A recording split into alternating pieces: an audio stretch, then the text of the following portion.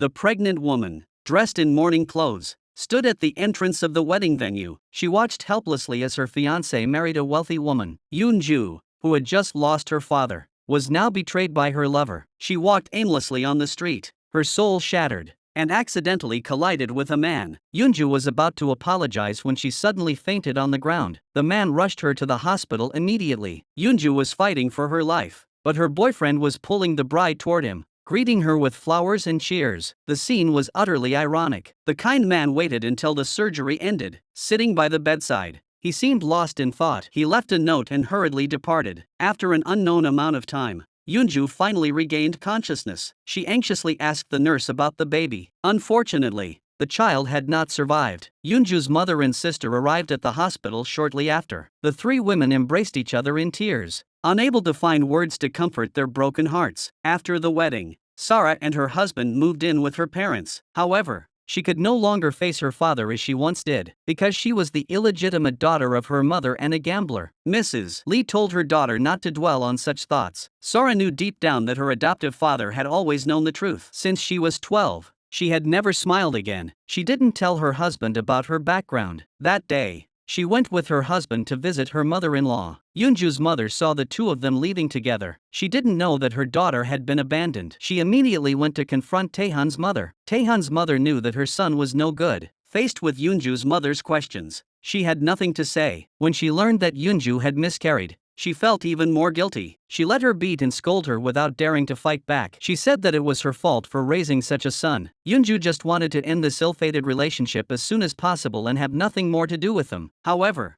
her mother couldn't swallow her pride and was determined to find Taehan and that woman to get revenge. When she heard that the woman was the only daughter of Myri Group, In-suk froze. Memories that had been buried for 27 years flooded back. Back then, In-suk had been entrusted with a young boy and left him at the orphanage's doorstep. That boy was none other than the only son of the future group. Yoon-ju burst into the room, crying, and apologized to her mother. In-suk could only feel pity for her daughter for having married such a worthless man. That day, creditors seized In-suk's only diamond ring. Yoon-ju's family home had already been auctioned off by the court. At the same time, Mi-ho, the heir to a wealthy family who had been abandoned, posted an ad looking for a place to rent. That day, his grandmother accidentally bumped into the chairman of a conglomerate. Strangely, she knew the chairman's nickname. President Lee suddenly remembered that it was the mother of his first love. This instantly brought back memories of the past. He looked at the photo he had kept for years and blamed his beloved for losing contact. In fact, his first love had already passed away but had given birth to a son for him. Mi-ho was raising his 6-year-old daughter alone while also caring for his dementia-stricken grandmother. President Lee had no feelings for his current wife. When he discovered that his daughter was not biologically his, he grew to despise her even more. Meanwhile, the homeless Yoon-ju and her family were searching for a cheap rental property. Yoon-ju's sister accidentally discovered that the landlord of the house was the same man who had scammed her out of money in the past. She immediately rushed forward and grabbed Mi-ho, cursing him. Mi-ho's grandmother heard the commotion and rushed out to beat In-suk. Yoon-ju stood in the middle and hurriedly tried to stop the fight. She was exhausted and out of breath, unable to take it anymore, and finally threw the basin to end the fight. Then both sides sat down to negotiate. Yoon-ju and her 2 daughters wanted to live here, and the money Mi-ho had scammed from them would be used as rent. Mi-ho told his daughter to stay away from the tenants, but his daughter said she wanted to choose one of the women as her mother. Mi-ho's grandmother scolded In-suk, calling her a bitch for stealing her daughter's boyfriend. Kind-hearted Yoon-ju hurriedly comforted the old woman, saying that she missed her father just as much as she did and that they should live well so that their fathers could rest in peace. Mi-ho's grandmother was very moved by her words. This heartwarming scene was all witnessed by Mi-ho. Mrs. Lee, after investigating, found a photo of her rival's mother and son. She felt anxious and regretted giving the child back to that woman. She wanted to know where her husband's biological child was now. Just then,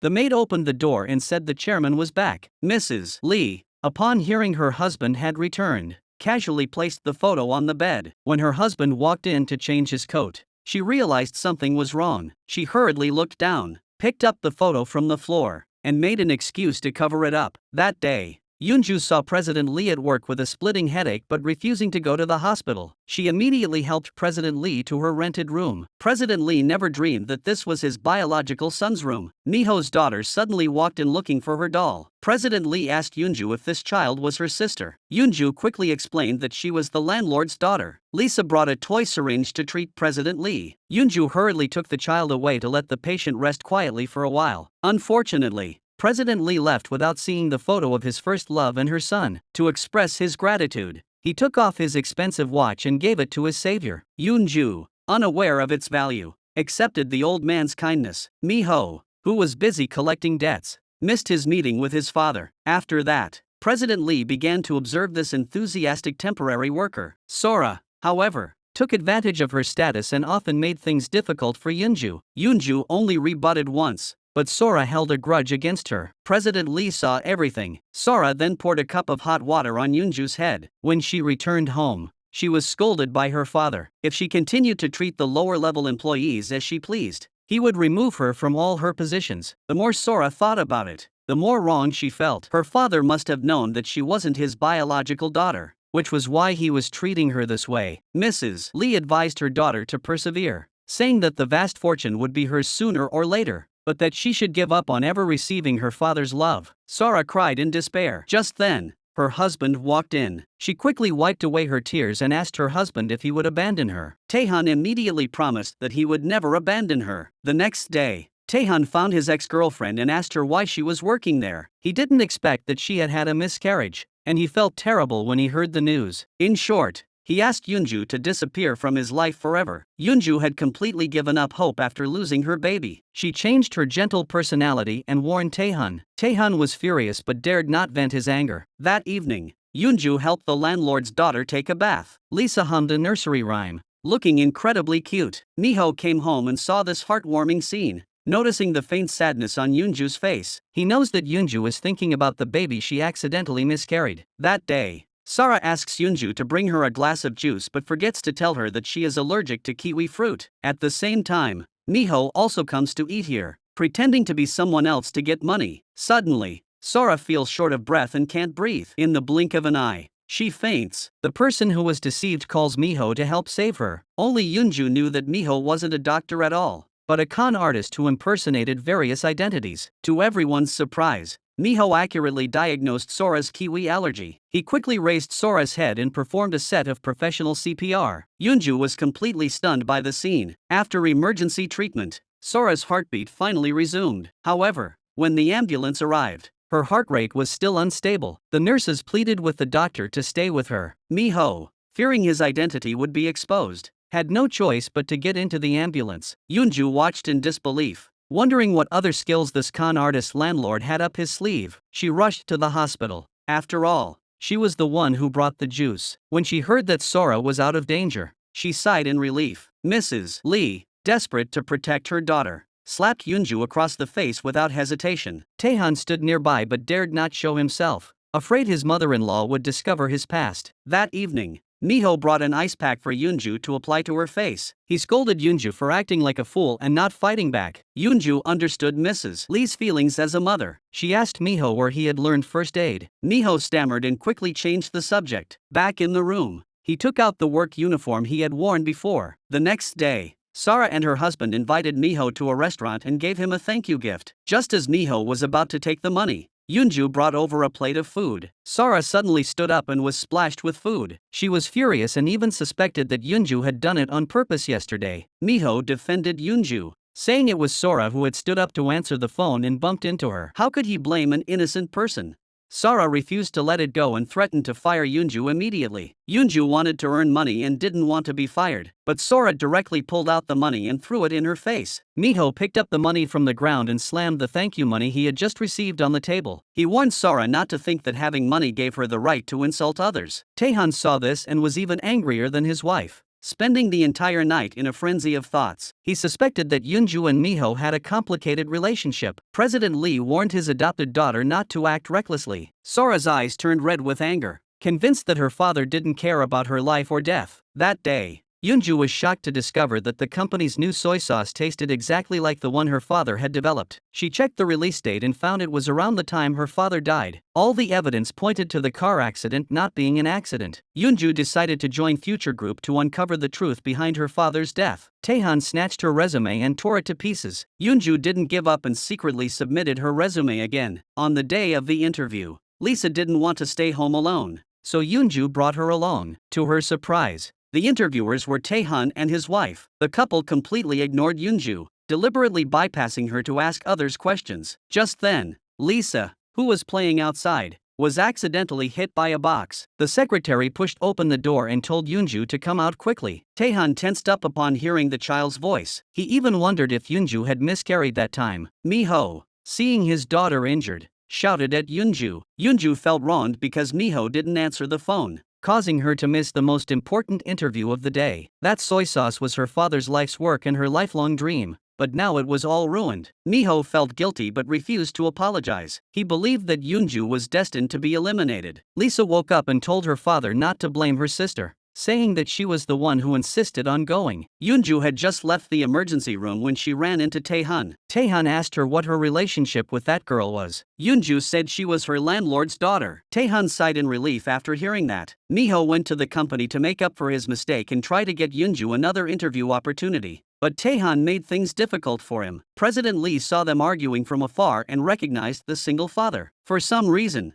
he always felt a strange sense of familiarity whenever he saw Miho. After being harassed by Taehan, Miho barged into the chairman's office. Taehan and Secretary Een arrived one after the other. Miho quickly handed over the side dish Yoonju had made by hand and asked him to pass it on to the chairman. He said that just 5 minutes could change a person's fate. After Miho left, Taehan tried to interfere and prevent Secretary Een from giving it to the chairman. Secretary Een said he only followed the chairman's orders. The admission ticket finally reached the chairman's hands. He realized it was the waitress who had saved his life last time. The next day, Yoonju received an interview invitation from Future Group. She was so happy she couldn't stop smiling. Miho was genuinely happy for her, and this was a special interview. Yoonju never dreamed that the man she had accidentally helped was the tycoon of the Korean food industry. President Lee broke protocol and directly hired Yoonju. On her first day of work, Taehan dragged Yoonju to a corner and threatened her. Taehan, feeling guilty about his past, was afraid his father-in-law would find out about his dirty past. Yoonju wasn't afraid at all and dragged Taehan out to expose their past relationship. Taehan was so scared he couldn't say a word. For Yoonju, Taehan had been dead in her heart since the day she had an abortion. Sora disliked the waitress Yoonju because she made her allergic. She didn't understand why her father hired her. President Lee tasted Yoonju's side dishes and found them very special. She was exactly the talent the development department needed. Sora decided to arrange a round of tests. If Yoonju passed, she would be accepted into her department. The couple selected the most difficult exam questions from the past years, with almost no one passing in the past 5 years. As the daughter of a soy sauce master,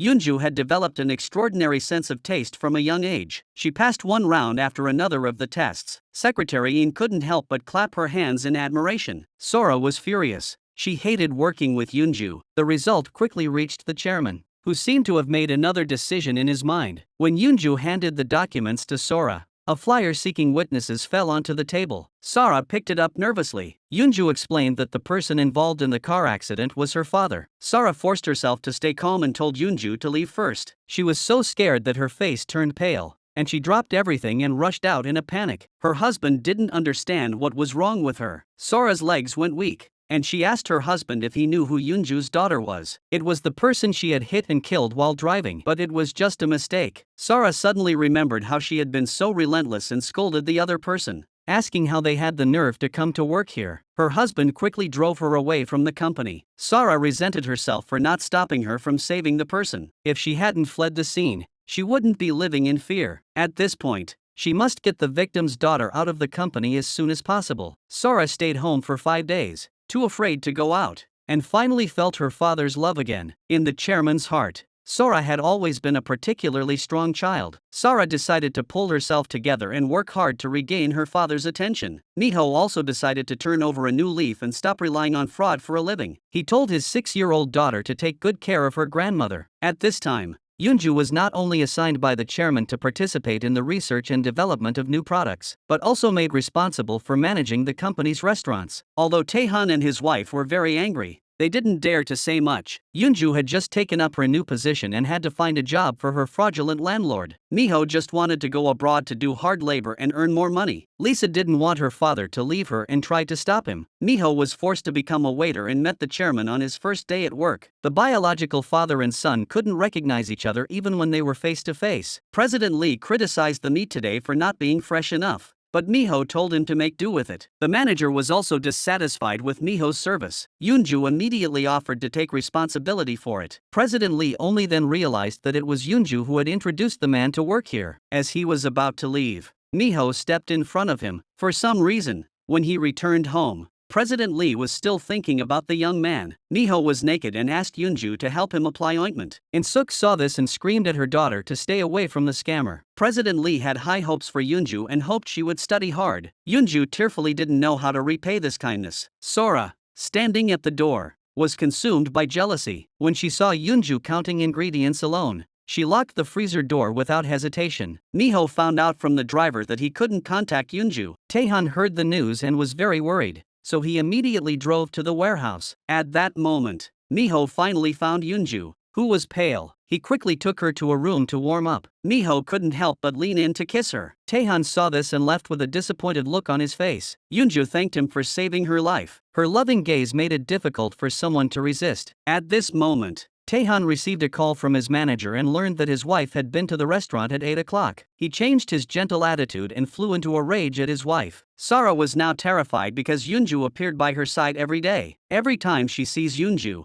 she is reminded of the person she killed. That person was Yoonju's father. At 11 p.m., Miho helps Yoonju back home. Yoonju explains, but her mother is unappreciative and still demands that the two keep their distance. Miho is wide awake and keeps asking himself if he is crazy for doing this. The next day at work, Taehan stops Yoonju and advises her to be wary of Miho. Yoonju found it ironic that he had the nerve to say anything. Taehan went home after being scolded at work and was then reprimanded by his mother-in-law. Mrs. Lee knew that the other woman was just using her daughter to get promoted. That day, she discovered that her husband was looking for his first love's family and was furious. President Lee shouted at his wife, "That woman has always been alive in my heart." Mrs. Lee's eyes turned red with anger. She absolutely couldn't let her husband know that his biological son was still alive. She had to find the son her husband had with his first love first. Actually, the father and son had already met more than once. President Lee happened to forget his wallet that day. Miho paid the bill and reminded the elderly man that the restaurant was expensive and to go somewhere else next time. President Lee couldn't help but laugh and cry. The more he thought about it, the more interesting it became. Miho usually seemed smooth-talking, but he didn't expect him to have such a sincere and kind side. When he left, he happened to run into the Cinderella he had personally promoted, which made him believe in his judgment even more. That day, Lisa pulled Yoonju to play a game. They accidentally found a doctor's uniform with the landlord's name on it and a medical book. Miho was very excited when he saw this and scolded Yoonju not to mess with his things next time. Yoonju wondered why the once promising young man had fallen so far. Taehan was drunk and had to be taken home by his brothers. Yoonju finally understood the reason. It turned out that Taehan had taken the blame for his beloved woman and was released from prison, but he could no longer perform surgery. The woman had abandoned their child and disappeared. That night, Miho was tormented by nightmares, scaring Lisa into crying hysterically. Yoonju rushed over upon hearing the noise. Having gone through a similar experience, she felt even more sorry for this man, so she told Lisa to go to her great-grandmother's room while she stayed behind to take care of Miho. After an unknown amount of time, Miho woke up and found Yoonju lying beside him.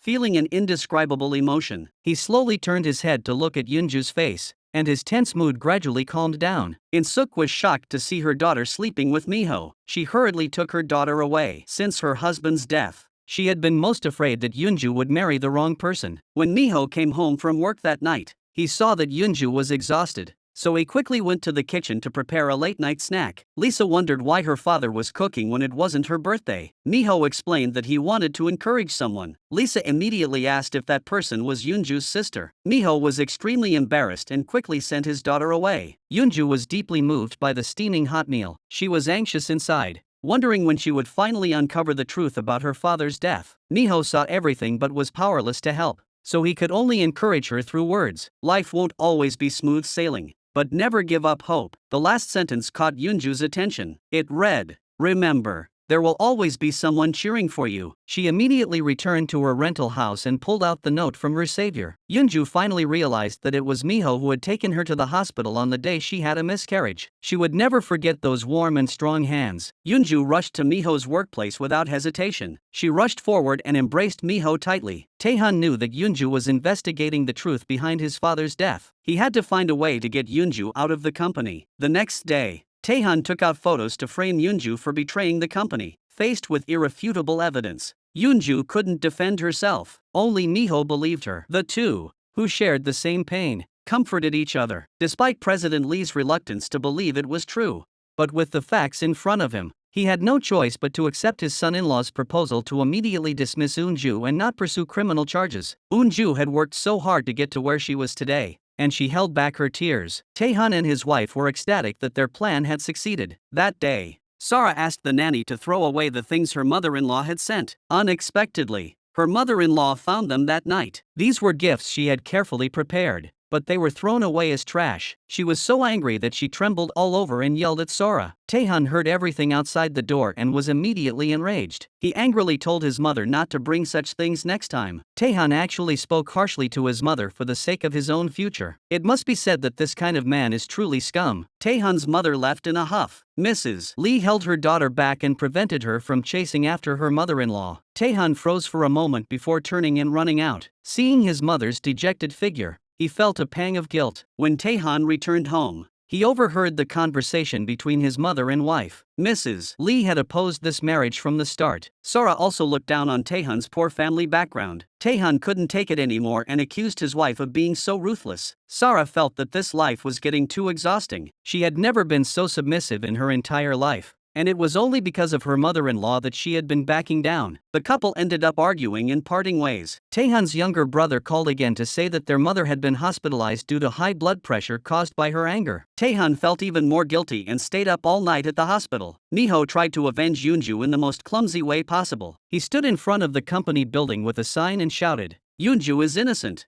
Taehan showed a sinister expression and called people over to teach Miho a lesson. When Yoonju arrived, she saw Miho being beaten up by a group of people. Fearing that things would escalate, the thugs dispersed. Taehan learned that his ex-girlfriend was also at the scene and his expression changed drastically. He immediately asked Yoonju if she was injured. Miho finished bandaging his wounds by midnight. Yoonju scolded him for being so foolish. Miho's thoughts were simple. "You said no one would listen to your explanation." Taehan was worried that Yoonju would get hurt, but instead he witnessed this heartbreaking scene. He then sent a text message to his ex-girlfriend and called her to a cafe. He once again questioned Yoonju's relationship with Miho. Taehan also ordered Yoonju to move out immediately and said he could find her a better place to live. He insisted that even if she was in a relationship, she shouldn't be with such a liar. Yoonju insisted that Miho was a good person. Taehan immediately asked her if she liked him. Yoonju didn't hide it, she did like Miho. She warned Taehan not to bully Miho anymore. That day, Yoonju returned the baby to Taehan's mother. But the next moment,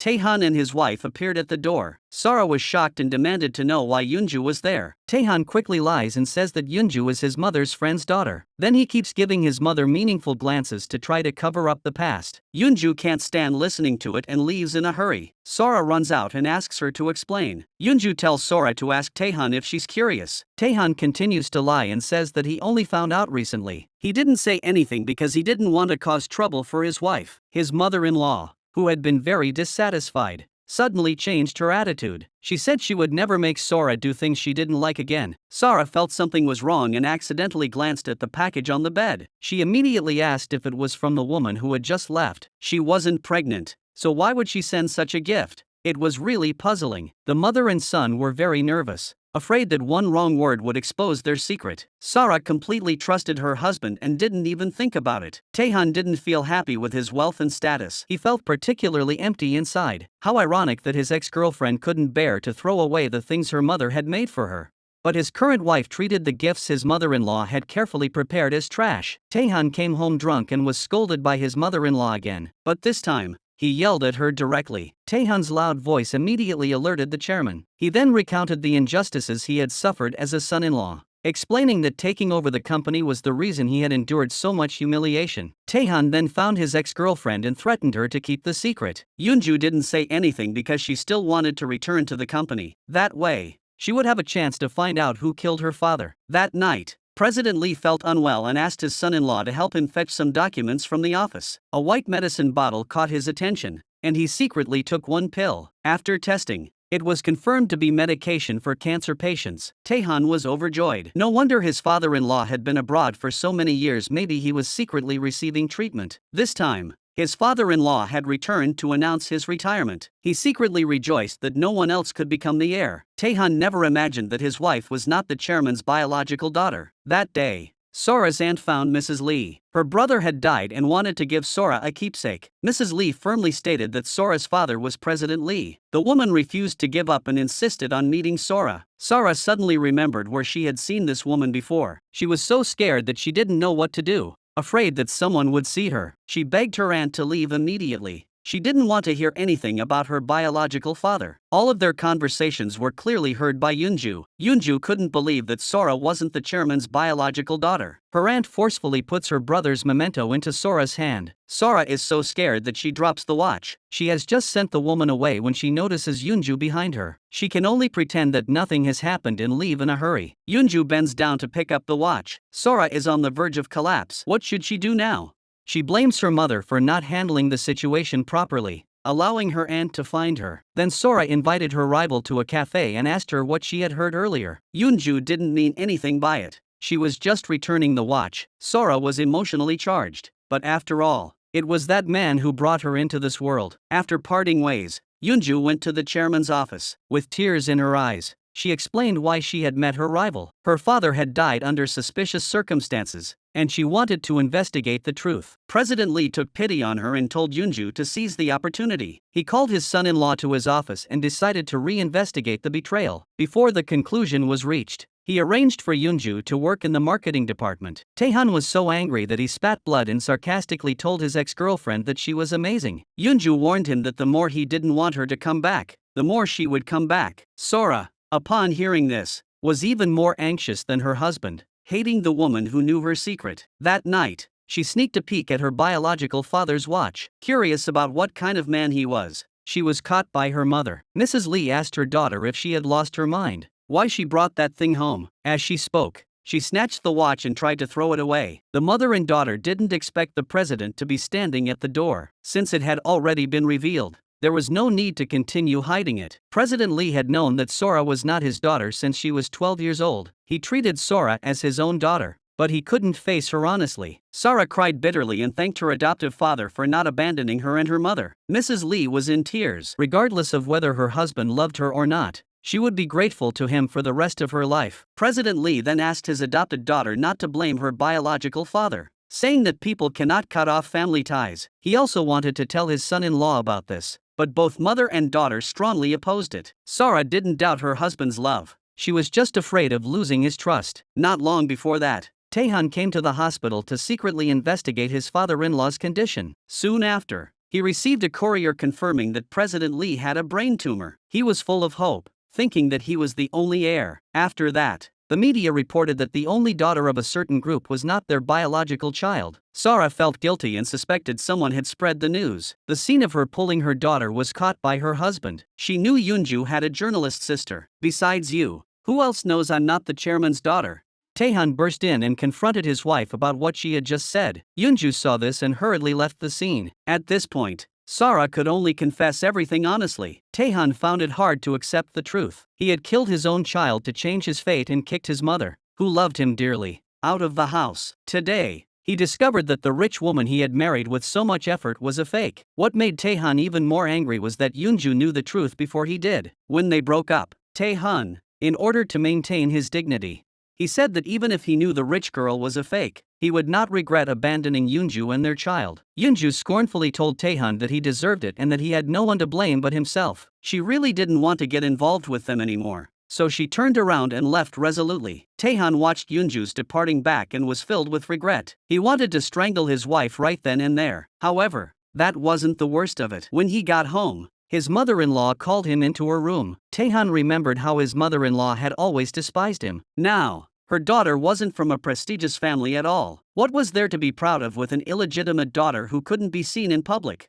However, Mrs. Lee believed that her daughter's status as an heiress would not change just because she was a fake. Therefore, she had no intention of explaining anything to Taehan. She simply said a few words and let him leave. Taehan harbored deep resentment in his heart. Upon returning to the bedroom, he immediately put on a different face. Facing his wife's apologetic gaze, he feigned deep affection and said, "I've always loved you. I don't care who your mother is. What saddens me is that you don't trust me." Sora was moved by his words, her voice choking up as tears welled up in her eyes. Taehan secretly vowed to get back at her for the humiliation he had suffered. Miho worked tirelessly every day to develop new menus and even cut the meat himself. He didn't know when it started, but he felt an urge to protect Eunju. Even when In-suk scolded Eunju, Miho couldn't help but intervene. He used the excuse that her behavior would have a bad influence on the children. In-suk was already seething with anger. At that moment, Miho's grandmother accused her of being a bad woman who seduced men. In-suk nearly lost her mind upon hearing this, but she didn't say anything in response. That day, Taehan walked into his father-in-law's study as usual. Suddenly, the phone rang. He followed the sound and opened the drawer. To his surprise, he found a missing persons notice. Looking at the woman in the notice, he recalled some things his wife had said before. A bold guess arose in Taehan's mind. Could the woman in the missing persons notice be his father-in-law's long-lost first love? Taehan tossed and turned in bed all night. He was determined to find out why his father-in-law was looking for this woman. Thanks to his outstanding performance at work and his wife's support behind the scenes, Taehan finally achieved his goal and was promoted to deputy president. He looked radiant, his eyes gleaming with ambition. He even began to fantasize about taking over his father-in-law's vast business empire. That night, the company held a party to celebrate Taehan's promotion. Meanwhile, Mrs. Lee was secretly searching for her husband's biological son. When Taehan heard the news, he was furious. He even threatened his mother-in-law that if she didn't tell him the truth, he would go ask the chairman himself. Under pressure from her son-in-law, Mrs. Lee had no choice but to confess the truth. Upon hearing this, Taehan felt as if he had fallen from heaven to hell in an instant. His face turned pale. All the joy and anticipation he had felt disappeared in an instant. He no longer felt like celebrating. It was not until later that Taehan had the opportunity to ask the question that had been on his mind. Didn't his father-in-law know that he had a son? Mrs. Lee explained that the chairman's father had not approved of him being with that poor woman. When President Lee returned, they bribed the doctor and nurses to tell him that the child had died. Taehan listened with some skepticism. In fact, Mrs. Lee had only told him half the truth. She was the one who was responsible for this, and she couldn't let anyone find out. Otherwise, she would definitely be kicked out of the family. The next day, Taehan touched the vice president's name tag and felt very happy. Now the only thing standing in his way was President Lee's son. Taehan ordered his subordinates to find this person at all costs. That day, President Lee came to the funeral hall to mourn his late first love. As his gaze swept across the items in the room, a photo instantly caught his attention. In the photo, a little boy was smiling brightly. President Lee wondered who this little boy was. As far as he knew, his first love had only had a relationship with himself. With his mind racing, President Lee left with a heavy heart. However, fate is always full of strange coincidences. On his way out, he ran into the waiter who had been so helpful to him. He could never have imagined that the young man in front of him was his own son whom he had abandoned. The father and son greeted each other like strangers, neither realizing that the other was their only relative in the world. As Miho approached his mother's memorial altar, he noticed that someone had sent a bouquet of beautiful flowers. He felt a pang of regret in his heart, regretting that he hadn't come earlier. Perhaps then he would have met his mother's friend. Because he missed someone in his heart, he was now working hard to live his life. He only hoped that his mother in the other world could rest in peace and that his father, whom he had never met, would come home, even if only in his dreams. After returning home, President Lee immediately took out his cell phone and called his assistant. He eagerly asked if he had found the family of his first love. At that moment, In-suk began arranging a blind date for her daughter. This scene was overheard by Miho. His expression instantly turned serious. In-suk's purpose was simple. She couldn't stand Yoonju being so close to Miho every day. Yoonju's sister, however, thought her mother was overthinking things. She believed her sister's standards weren't that low. This undoubtedly angered Miho. He had a house, so how could he not be good enough for Yoonju? When Miho found out about the conditions of Yoonju's blind date, he couldn't help but feel a little uneasy. Although Yoonju had no intention of dating at the moment, under her mother's pressure, she still decided to go on the blind date during her lunch break. Miho pretended not to care, but as soon as Yoonju left, he started to overthink things. In the end, he rushed out of the office. Yoonju's blind date did not go well. The other party was very practical, asking about everything from her family situation to her salary. Just then, Miho suddenly appeared and completely ruined the date that might have continued. He said that he was Yoonju's boyfriend. Hearing this, the man was so angry that he left immediately. At first, Yoonju thought that Miho was joking with her again, so she turned and walked away. Miho hurriedly chased after her. He knew that there would be many difficulties between them, but he couldn't control his feelings. Yoonju hurriedly pushed away Miho's hand, but Miho seriously confessed his feelings to her. However, Yoonju, who had been hurt in love before, was like Cinderella who didn't dare to step out of her predicament. She didn't dare to accept this sudden feelings. After returning to the office, she hurriedly tried to calm her racing heart. Everyone could see that she was actually moved. At this moment, Secretary Ian finally found a crucial clue after much hardship. Someone saw the missing persons notice and sent a photo. President Lee instantly recognized the person in the photo as his late first love's mother. The memories that had been buried by the years seemed to have been awakened. According to the informant, 25 years ago, he had lived in the same neighborhood as this mother and daughter. At that time, besides the mother and daughter, there was also a little boy who was always by their side. Based on the timeline, if the boy was still alive and had grown up smoothly, he should be close to the age of 30 now. President Lee instructed his secretary to immediately arrange for this person to be found as soon as possible. That day, more news came in one after another. The informant suddenly remembered a crucial piece of information. He said that the boy was the same age as his nephew. In that case, the boy should have been born in the spring of 1984. This information was like a key piece of a puzzle, and the whole incident gradually became clear. Tae-hun, who was eavesdropping outside the door, quietly closed the door. He realized that his father-in-law already knew about his son. After the secretary left, President Lee carefully calculated the time in his mind and finally understood. That night, Yoonju had a long talk with her landlady. Yoonju poured out her inner pain and despair. She admitted that she never wanted to fall in love again in her life. However, Miho only heard the first half of her confession. He didn't know that Yoonju's heart was already stirred by his confession. Yoonju's palms were sweating. It was a sign of nervousness and excitement. Miho's grandmother also had a moment of clarity. Her heart was filled with guilt. She felt that she had always been a burden to her grandson, but when she saw Yoonju, her eyes were filled with love and gratitude. She believed that Yoonju was an angel sent by her deceased daughter, a precious gift. She hoped that Yoonju would accompany her grandson through the future and bring new hope and warmth to this family. That day, Tae-hun found an old photo in his father-in-law's drawer. He hurriedly took out his phone and snapped a photo. He vowed to himself that he would not let President Lee find his biological son first. Otherwise, his position in this family might be threatened. However, Tae-hun never dreamed that the true heir had always been right beside them. Sora had always regarded Miho as her enemy. The reason was simple: Miho had always helped the woman she hated most, Yoonju. At noon, Yoonju was quietly waiting in the company's reception room to meet with the manager. This young and intelligent girl had been dedicated to uncovering the truth behind her father's death. Suddenly, a loud argument broke the silence. Yoonju instinctively tried to hide because she knew the person shouting was Sora. She hid nearby and accidentally overheard a shocking secret. President Lee actually had a biological son.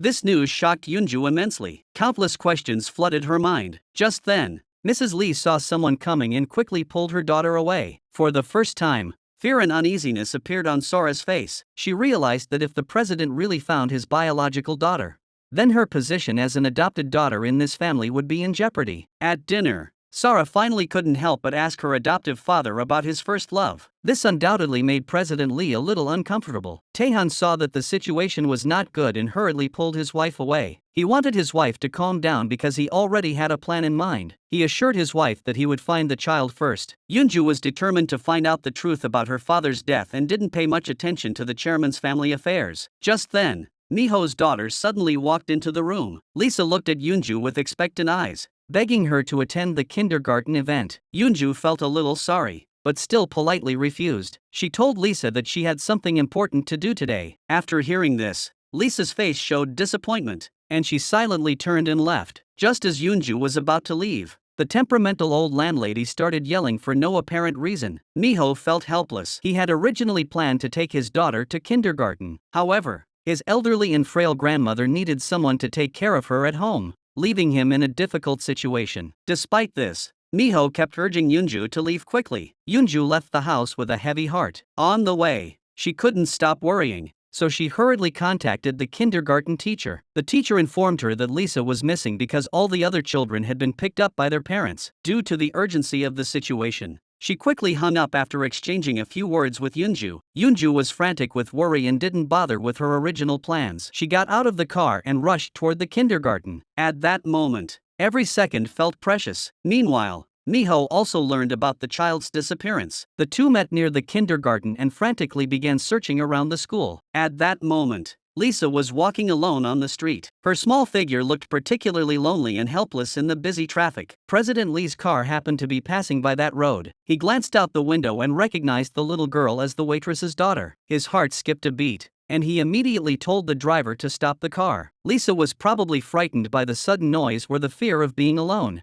and she started crying loudly. Hearing Lisa's cries, President Lee couldn't help but imagine if his long-lost son had cried like this. A feeling of pity welled up in his heart. He gently comforted Lisa and asked for her father's phone number. They agreed to meet at a nearby coffee shop. As soon as Miho saw his daughter, he couldn't help but lose his temper. Lisa said tearfully that other children had their parents with them, but she was all alone. Miho then expressed his deep gratitude to the president. He was still shaken and couldn't imagine how he would live if he hadn't found his daughter. President Lee was deeply moved. He understood better than anyone the pain and fear of losing a loved one. He himself had been searching for his own son. The torment of not knowing where his child was followed him everywhere. That day, Sora accidentally bumped into an elderly man at the hospital. Instead of apologizing, she turned and walked away without a word. Miho, who witnessed this, felt his anger flare up instantly. He rushed forward to confront Sora, but she was so arrogant that he was taken aback. Miho's grandmother, seeing this, quickly stood up and grabbed Sora by the hair. Sora's previously arrogant expression turned pale as a sheet of paper. She was too scared to utter a single word. She knew that if she said one more word, it would only cause more trouble. When Sora saw her husband, it was as if she had found someone to confide in. At the same time, President Lee was once again awakened by a nightmare. In his dream, he searched for his son countless times, but every time he was about to catch him, his son would disappear without a trace. His heart was filled with fear that he would never find his son again. At that moment, Miho did not give up on pursuing Unju despite her cold attitude. He carefully selected a dazzling necklace. Unju took the necklace, opened the box carefully, and looked at it repeatedly, her eyes revealing a hint of desire. However, after a day of inner struggle, she finally mustered the courage to return the necklace to Miho. Unju had been deeply hurt in her previous relationship. She was filled with fear toward love and could only utter insincere lies to reject Miho's feelings once again. The next day, as Miho was hurrying along, he accidentally collided with someone else. Due to the force of the collision, his wallet fell to the ground. However, Miho didn't notice and continued walking forward. At that moment, Taehan happened to pass by and picked up the wallet from the ground. Curious, he opened the wallet and was startled to see a photo of a woman inside. The woman in the photo was none other than his father-in-law's first love. Taehan dared not delay and hurried back to the office to carefully compare the photo with the one provided by his father-in-law. He was filled with confusion and shock. Could Miho be the person he had been searching for all along? Taehan kept guessing in his mind, and his curiosity drove him to decide to investigate further that night. At night, he lurked around Miho's door. His every move was quickly noticed by the sharp-eyed Miho. Miho walked up to him with a piercing gaze. Taehan was startled and hurriedly made an excuse to leave. Soon, Yoonju returned home from work. The flame of determination in Miho's heart flared up again. His eyes were filled with anticipation and reluctance, and he couldn't help but ask again, "Do I really have no chance at all? If you're hesitating because of the pain from your past relationship, I'm willing to wait as long as it takes for you to move on." Yoonju's heart was full of conflict and helplessness. She knew she couldn't accept Miho's feelings, so she could only make up a lie, her voice trembling slightly as she said, "I still can't forget my ex." Miho said sorry and walked into the house. Yoonju's tears flowed uncontrollably. In fact, she now had only one firm goal in life, and that was to thoroughly investigate the truth behind her father's death. This obsession has sustained her through the difficult days. Although Yoonju and Miho live under the same roof, their relationship is as distant as that of strangers. There is a sense of alienation and silence between them. Although Miho found his wallet, the photo of his mother was missing. He frantically searched everywhere and eventually confirmed at the security office that Taehan had found his wallet. Taehan denied everything and claimed that he didn't know anything about the photo. When Miho came out of Taehan's office, he ran into Sora again. Sora was still arrogant and domineering. She warned Miho haughtily, You're just a waiter. You'd better not set foot in the company building. This is no place for you. Taehan didn't tell his wife that he had found Miho's wallet and the photo. He still had a glimmer of hope in his heart, secretly praying that Miho, whom he hated, was not his father-in-law's flesh and blood. He knew very well that if that were the case, his position and interests would be threatened. Yoonju not only did her job diligently, but also asked around about the soy sauce recipe. Once, she happened to run into Mrs. Lee. When Mrs. Lee saw Yoonju, she immediately showed her disgust. She scolded her mercilessly. "What are you doing hanging around my daughter all day? You look like a beggar and you're up to no good." Miho happened to see Yoonju being humiliated. Miho's heart was filled with pity, but he knew that he was not in a position to stand up for Yoonju. He could only silently follow Yoonju, stopping occasionally and then slowly moving forward again. Just as Yoonju was about to cross the street, a motorcycle sped toward her. Miho instinctively rushed forward and pulled Yoonju into his arms. The next day, Taehan came to the restaurant with a nervous heart. He secretly took the cup Miho had used. When Taehan saw the results of the test, his heart sank. The next day, Sora accidentally kicked over her husband's trash can in his office. The scattered pieces of paper turned out to be the torn-up paternity test report. Her hands trembled slightly as she instinctively pieced the fragments together. When Sora saw the results on the report, she was so shocked that her face turned pale. At that moment, Taehan happened to see the scene. He hurried forward and gently helped his wife to her feet. Sora still couldn't accept this reality. The two rushed back home. Mrs. Lee told her daughter not to get upset. She had hidden the truth because she was afraid that Sora wouldn't be able to accept it. The more Sora talked, the more upset she became. Fear flooded her heart. She was afraid of losing her current status and wealth. Driven by extreme fear, she frantically searched for that man. Sora fiercely threatened Miho to quit his job immediately and disappear from her life completely. Miho had had enough of her unreasonable behavior. Sora's emotions spiraled out of control until she fainted from overexcitement. Soon, her family received the news and rushed to the hospital. Mrs. Lee looked at her weak daughter lying in the hospital bed, gently held her hand, and whispered comfortingly, "Don't worry, no matter what happens, no one can replace you as the heir." However, Sora's heart was still filled with anxiety. The image of that man kept flashing through her mind. Just then, the doctor walked in with a smile on his face and congratulated them. The woman who had previously been diagnosed as infertile was now pregnant. Upon hearing the news, everyone looked surprised and delighted, but Sora just silently shed tears. There was no joy in her eyes at the prospect of becoming a mother, only sadness at losing her status as the heiress of a wealthy family. President Lee had been waiting anxiously at home. When he heard the news that his adopted daughter was pregnant, a relieved smile appeared on his face. He instructed his wife to take good care of the adopted daughter and then turned and returned to his study. President Lee took out a photo of his first love from the drawer. Looking at the photo, his eyes were filled with longing and anticipation. He silently prayed that he would be able to find his biological son before he died. However, Sora silently vowed in her heart that she would never let her adoptive father find his son, because everything would be hers. The next day, Miho's former mentor came to visit him. The mentor said that a once-in-a-lifetime opportunity was now before him. A top hospital in the UK was recruiting talented doctors. With his talent and ability, he would surely be able to show his skills there. Miho's heart stirred upon hearing this. That evening,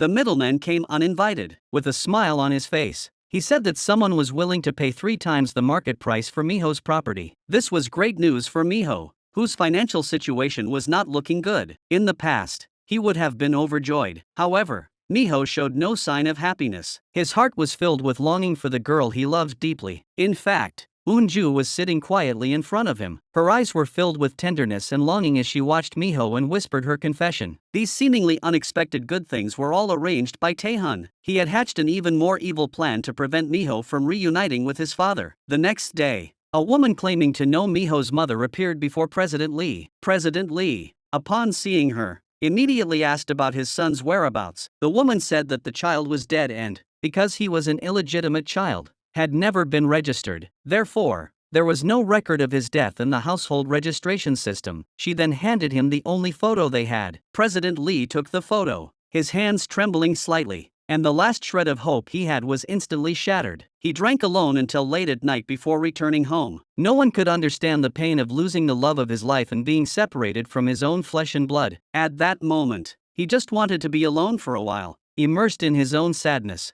tears gradually welling up in his eyes. That day, Miho accidentally found an ad in the newspaper saying that someone was looking for his mother. He quickly called the number in the ad. President Lee had always believed that his son had died long ago. When he heard that the waiter at his home claimed to be his first love's child, he was overjoyed. Tae-han immediately reminded him that the guy was a liar. Although President Lee had his doubts, he still had a glimmer of hope. Afraid of being disappointed again, he decided to keep it a secret from everyone at home and quietly do a paternity test. However, the cunning Tae-han secretly switched the test samples. When President Lee met the maid again, his mood was extremely complicated, and he stared intently at her. He seemed to be trying to find some familiar features on her face. Miho was curious and wondered what the chairman was looking at. Just as he was about to ask more questions, President Lee received a call from his secretary, informing him that the results of the paternity test were in. The child was not his biological son. President Lee had been deceived by the people around him who had ulterior motives. Mrs. Lee and the adopted daughter pretended to comfort him, but President Lee couldn't hide his disappointment. He refused to believe that the boy who seemed kind and innocent was a fraud. After all,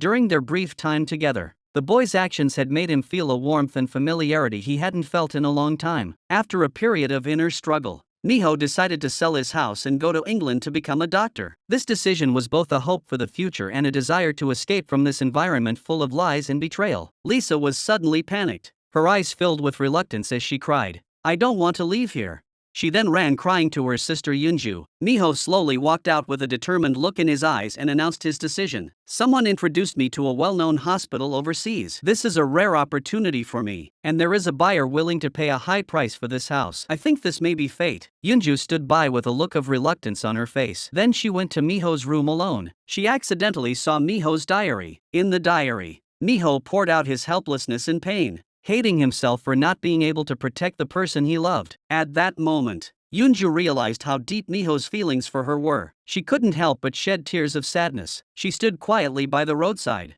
eagerly waiting for the man. Meanwhile, Miho's heart was filled with longing and reluctance. If Yoonju could just say one word to keep him, he would gladly give up that seemingly promising future. However, Yoonju remained silent. The silence between them felt like an insurmountable chasm. Miho slowly let go of her hand and whispered goodbye before turning away resolutely. Yoonju immediately said, "Don't go," and ran forward to embrace Miho. The two finally gave in to their feelings and sealed their love with a kiss. Two hearts in love were tightly intertwined. When they heard that Miho had decided not to sell the house, those with ulterior motives were suddenly anxious. Their plans seemed to be falling apart. The anxiety and uneasiness in their hearts spread like a tide. That day, President Lee called Yoonju into his office and asked her who she learned to make the sauce from. Yoonju honestly replied that it was Miho's doing. President Lee's suspicions deepened. The taste of the sauce was exactly the same as that of his first love. Thinking of this, he immediately canceled all his appointments and rushed to the right house. When President Lee saw Miho's grandmother, he was stunned. The old lady was also very excited to see him. Miho heard the commotion and came out of the house. When President Lee learned that the old lady was Miho's grandmother, he was so shocked that he couldn't speak. He stood there frozen, not knowing what to do. Miho enthusiastically pulled the chairman to stay for dinner. President Lee looked around at his son's living environment, his heart filled with bitterness and pain. Just then, he finally saw the photo of himself and his first love. The familiar scene brought back countless memories. Miho smiled and asked the president to try his grandmother's soup. President Lee tried hard to calm himself down, his heart filled with guilt. He wondered how he could have been such a negligent father. His child was right in front of him, but he had never noticed. This guilt made it difficult for him to speak, so he made an excuse and hurriedly left. After returning home, President Lee asked his secretary to conduct a paternity test in secret without letting anyone inside or outside the family know. Secretary Ian made up a plausible excuse and successfully lured Miho out. He waited for the right moment and quickly pulled a few strands of Miho's hair. Miho was not suspicious and thought that the other person was just swatting a mosquito. However, Tae-hun, who had ulterior motives, was closely monitoring his father-in-law's every move, so he resorted to any means necessary to prevent the father and son from reuniting. The results of the paternity test came back quickly that day. When President Lee saw the words biological relationship clearly printed on the test report, his hands trembled with excitement. Countless questions flooded his mind. Who was behind the previous false test results? Who was behind the imposter? In the end, he decided to see his son himself. He didn't want anyone else to destroy this hard-won family relationship, so he planned to go alone. However, fate is full of surprises. As President Lee stepped into the lobby, he suddenly felt dizzy and his body began to sway uncontrollably. Yoonju witnessed the scene and rushed forward to support the chairman, then immediately took him to the hospital. Soon after, Taehan and his wife also arrived at the hospital. Instead of thanking Yoonju, Sora snatched the jacket from her foster father. At that moment, the paternity test report fell out of the jacket pocket. Taehan quickly picked it up and opened it, his face turning pale in an instant. He went crazy and told Yoonju to get out of there. Sara angrily accused her husband of being incompetent and kept muttering about what to do now. After emergency treatment, President Lee finally woke up slowly. The attending physician looked serious and advised him to be admitted to the hospital for treatment as soon as possible. Upon seeing his family, President Lee sat up immediately, emotionally demanding to be discharged. Suddenly, he seemed to remember something important and hurriedly asked his family for his coat. When he saw that the report was still safely in the pocket, his tense nerves finally relaxed a little. The next day, President Lee felt a little better and couldn't wait to go to his son's residence. He was filled with anticipation for the upcoming reunion between father and son. When President Lee stepped into his son's house, the scene before his eyes surprised and shocked him. It turned out that the Cinderella he had always admired was sweetly in love with his son. Miho kindly pulled him into the courtyard with a gentle smile on his face and sincerely invited him to have dinner together. Suddenly, a burly man burst in aggressively. Before anyone could react, he knocked Miho to the ground. At that moment, Tae-hun, who had been hiding at the door and peeking in, smiled smugly. This farce was all his doing. He wanted his father-in-law to know that the son he had been searching for was nothing but a despicable fraudster. President Lee looked at the chaotic scene before him and felt a wave of complicated emotions. His eyes revealed a hint of disappointment, but more than that, there was deep self-reproach. He thought of those in history who came from poor backgrounds and were led astray by the pressures of life. He understood that his son might have also taken this wrong path because of the hardships of life. President Lee turned away with a solemn expression. He knew that with his son's current image, the company's shareholders would never accept him. Taehan had gone to such great lengths to plan all of this in order to make his father-in-law give up Miho, his own flesh and blood. He couldn't let Miho be recognized by the company as the heir and threaten his position and interests in the family. At this moment, Taehan was in an exceptionally good mood and even thoughtfully prepared a small gift for his wife. Yoonju had promised the chairman to keep his identity a secret from everyone, including Miho. Although she didn't know about the relationship between the chairman and Miho, she didn't want others to have a bad impression of Miho because of some misunderstanding. In Yoonju's eyes, although Miho had made some mistakes, he was essentially a warm-hearted and kind person. President Lee listened silently to Yoonju's words and didn't say anything.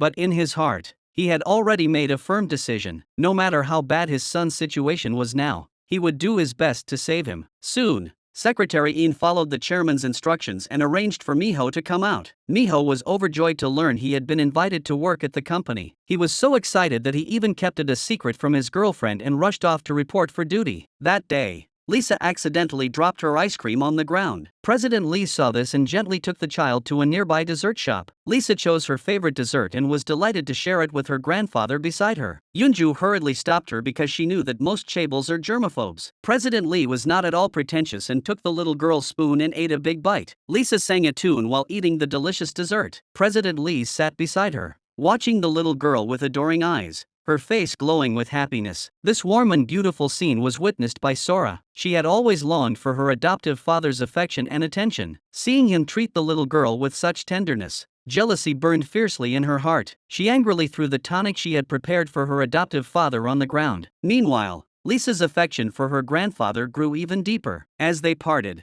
she tiptoed up and gave the old man a gentle kiss on the cheek before skipping away. President Lee watched his granddaughter's receding figure with a mix of reluctance and love. But in order to raise his son to be someone who could shoulder the heavy responsibility of the family, he could only force himself to suppress his feelings and choose not to acknowledge her for the time being. Eager to vent her feelings, Sora happened to run into Miho at the door. At that moment, she was like a madwoman who had lost her mind, completely out of control. Miho looked puzzled, completely unable to understand why this woman was always so hysterical and throwing tantrums for no reason. Back at the company, Sara discussed with her husband how to get rid of this thorn in their side. President Lee instructed Taehan to take good care of Miho. He is the son of a friend of mine, very smart and talented, and graduated from a prestigious university. What President Lee didn't know was that Taehan had already found out the truth through various channels. Lisa returned home and drew a portrait of her grandfather with longing in her heart. She wondered when she would be able to see her grandfather again. Yoonju quietly kept all of this in her heart. The next day,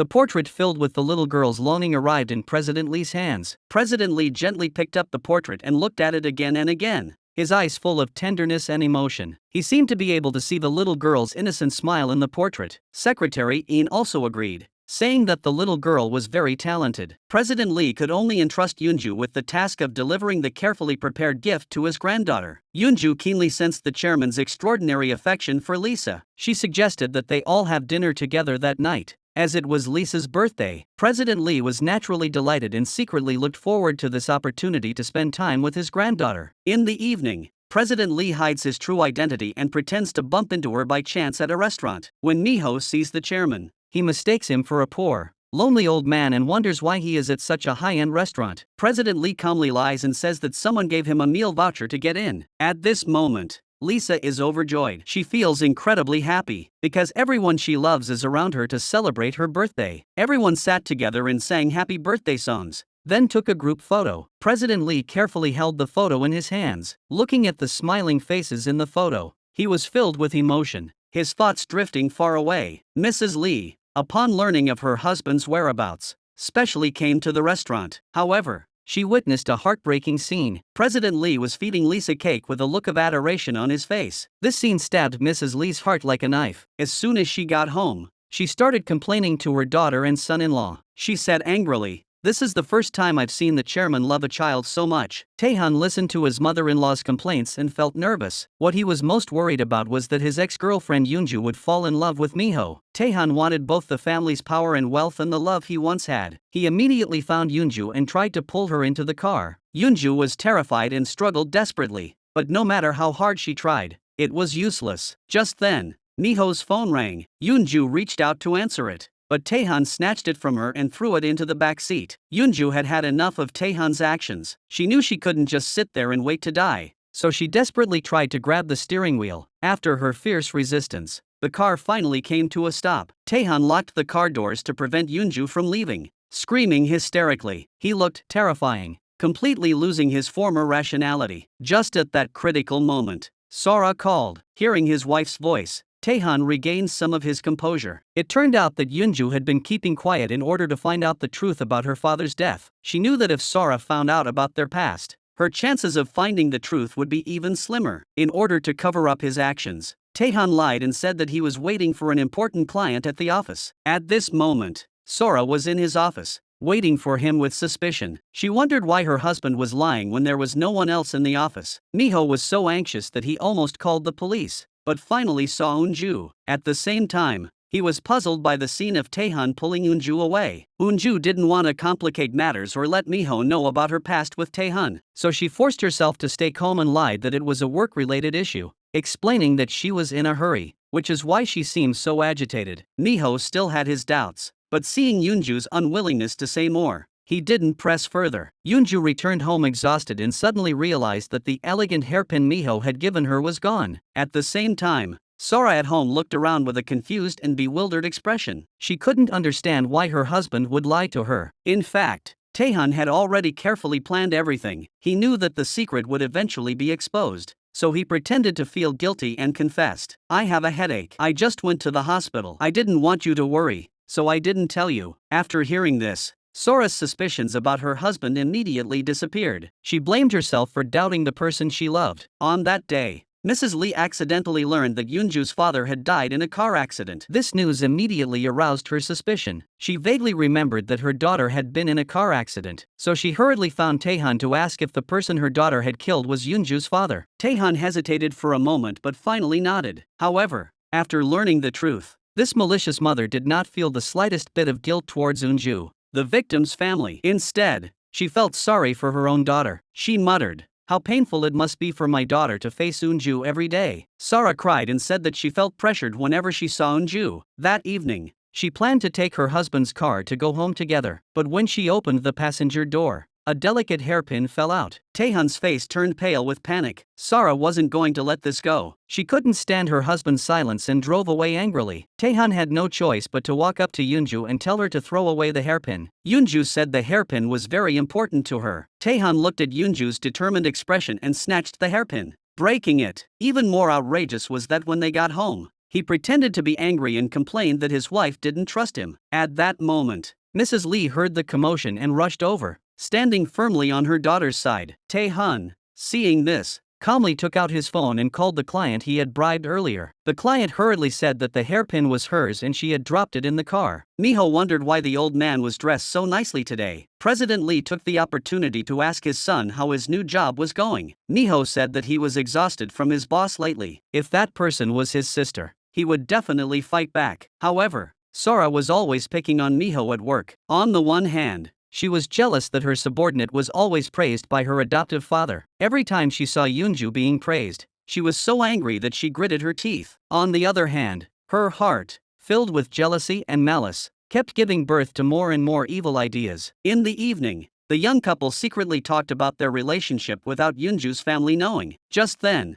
there was a knock on the door. The moment they heard the sound, the two, who had been snuggling closely, immediately sat up. Nervous, In-suk immediately scolded her daughter for being with that liar again. The Tae-hun family spent every day racking their brains trying to guess what the chairman was thinking. Why was the chairman keeping this from us and not acknowledging his son? All three of them knew that the chairman's son was very likely to become the future successor, and for their own interests, they would use any means necessary to eliminate this potential threat. Sora, as soon as possible, in order to prove herself, Sora resorted to stealing Yoonju's plan, which was a disgraceful act. Miho couldn't swallow his anger, so he stormed over to Sora and demanded that she apologize to Yoonju immediately. He accused Sora of thinking that just because she was the chairman's daughter, she could do whatever she wanted. But Sora was as arrogant as ever and refused Miho's demand without any hesitation. Miho immediately handed the original document to Secretary Een. Secretary Een didn't dare to delay and immediately handed the documents to the president. President Lee opened the documents and carefully read through them, his face suddenly turning gloomy. It was obvious that this was proof that Sora had plagiarized the proposal. He immediately called the three of them to his office to prepare for a confrontation. Yoonju had always harbored a heavy secret in goal that was to quietly stay at the company and find out the truth about her father's death. In her opinion,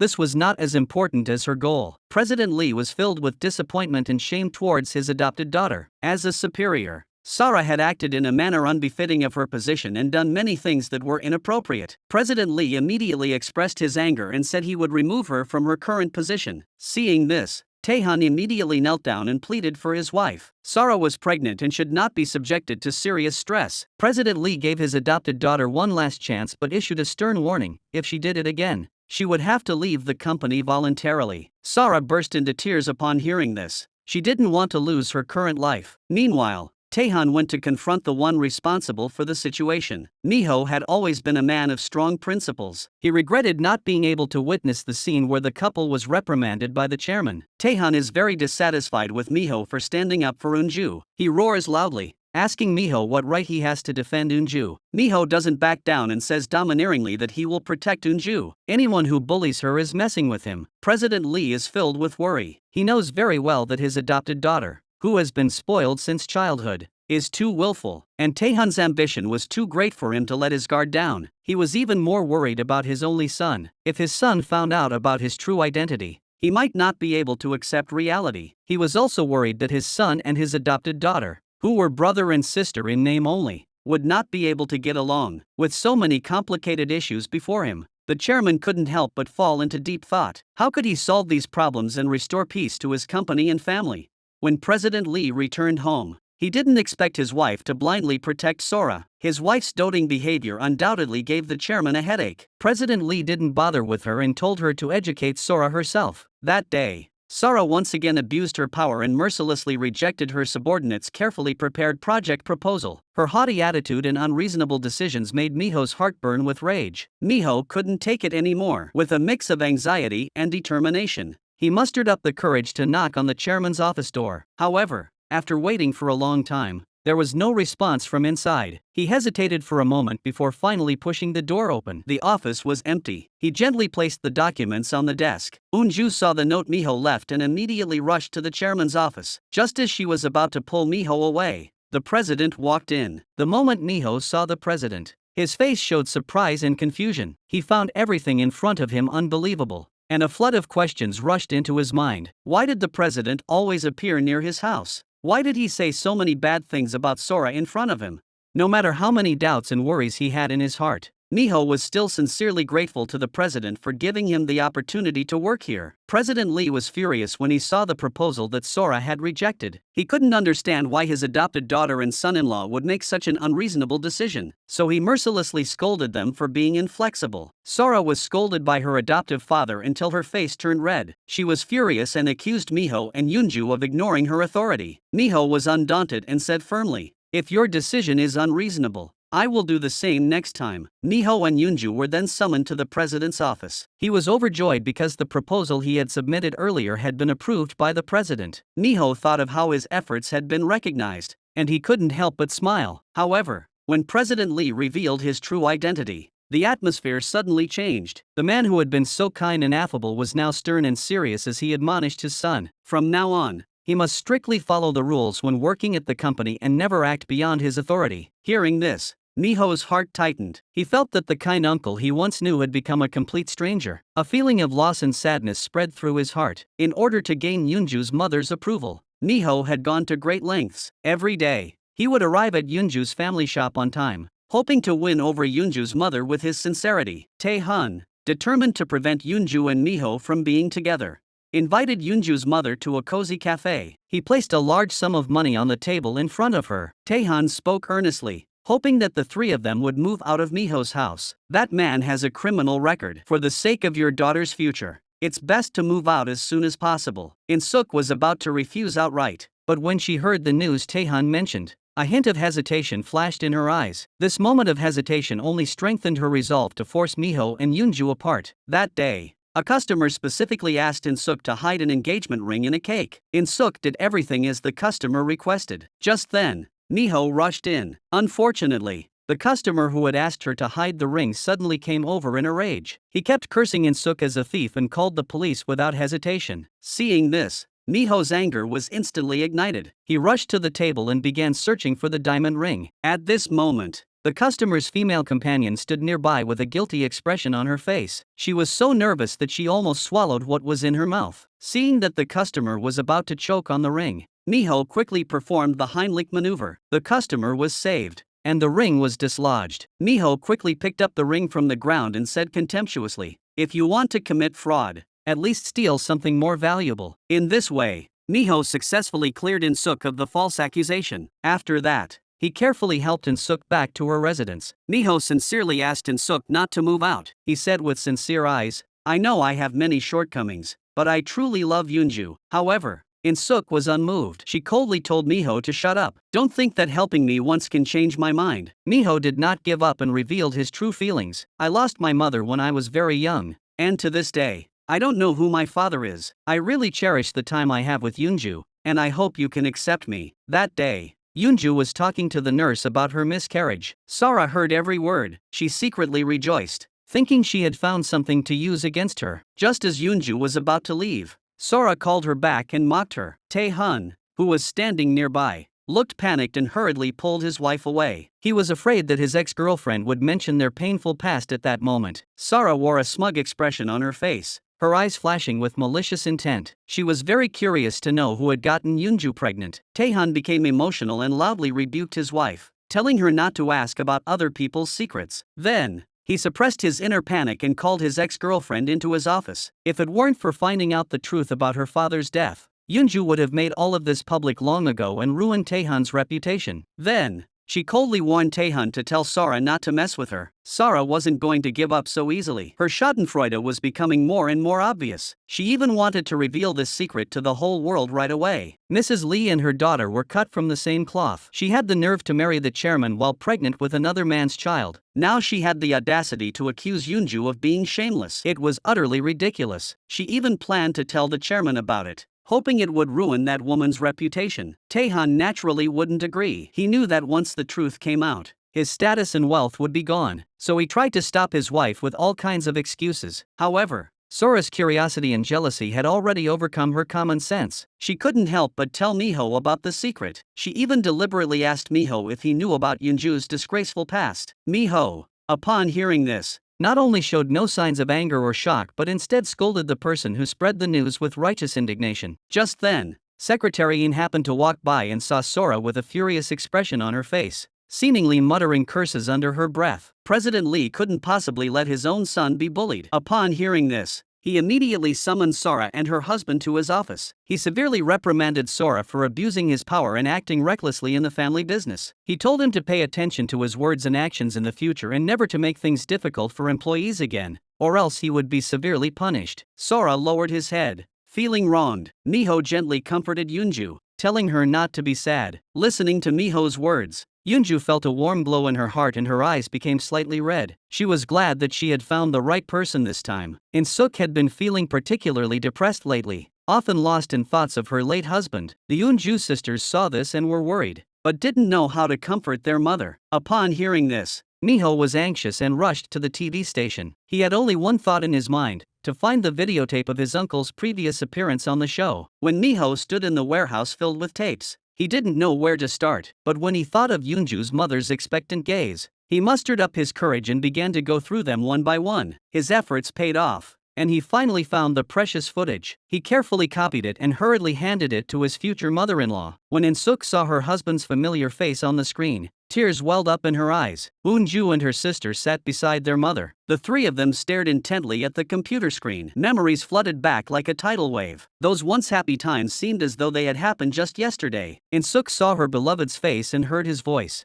and a smile she hadn't seen in years spread across her face. Woonju stepped out of the room and sincerely said to her boyfriend, "Thank you, for the three of us. This was truly the best gift in the world." At that moment, In-suk regretted accepting Taehan's money and wondered how she could possibly repay him. However, Yoonju overheard everything. Yoonju flew into a rage and immediately called Taehan out. She ruthlessly threw the money in Taehan's face. "I will never take your money, and I will never break up with Miho."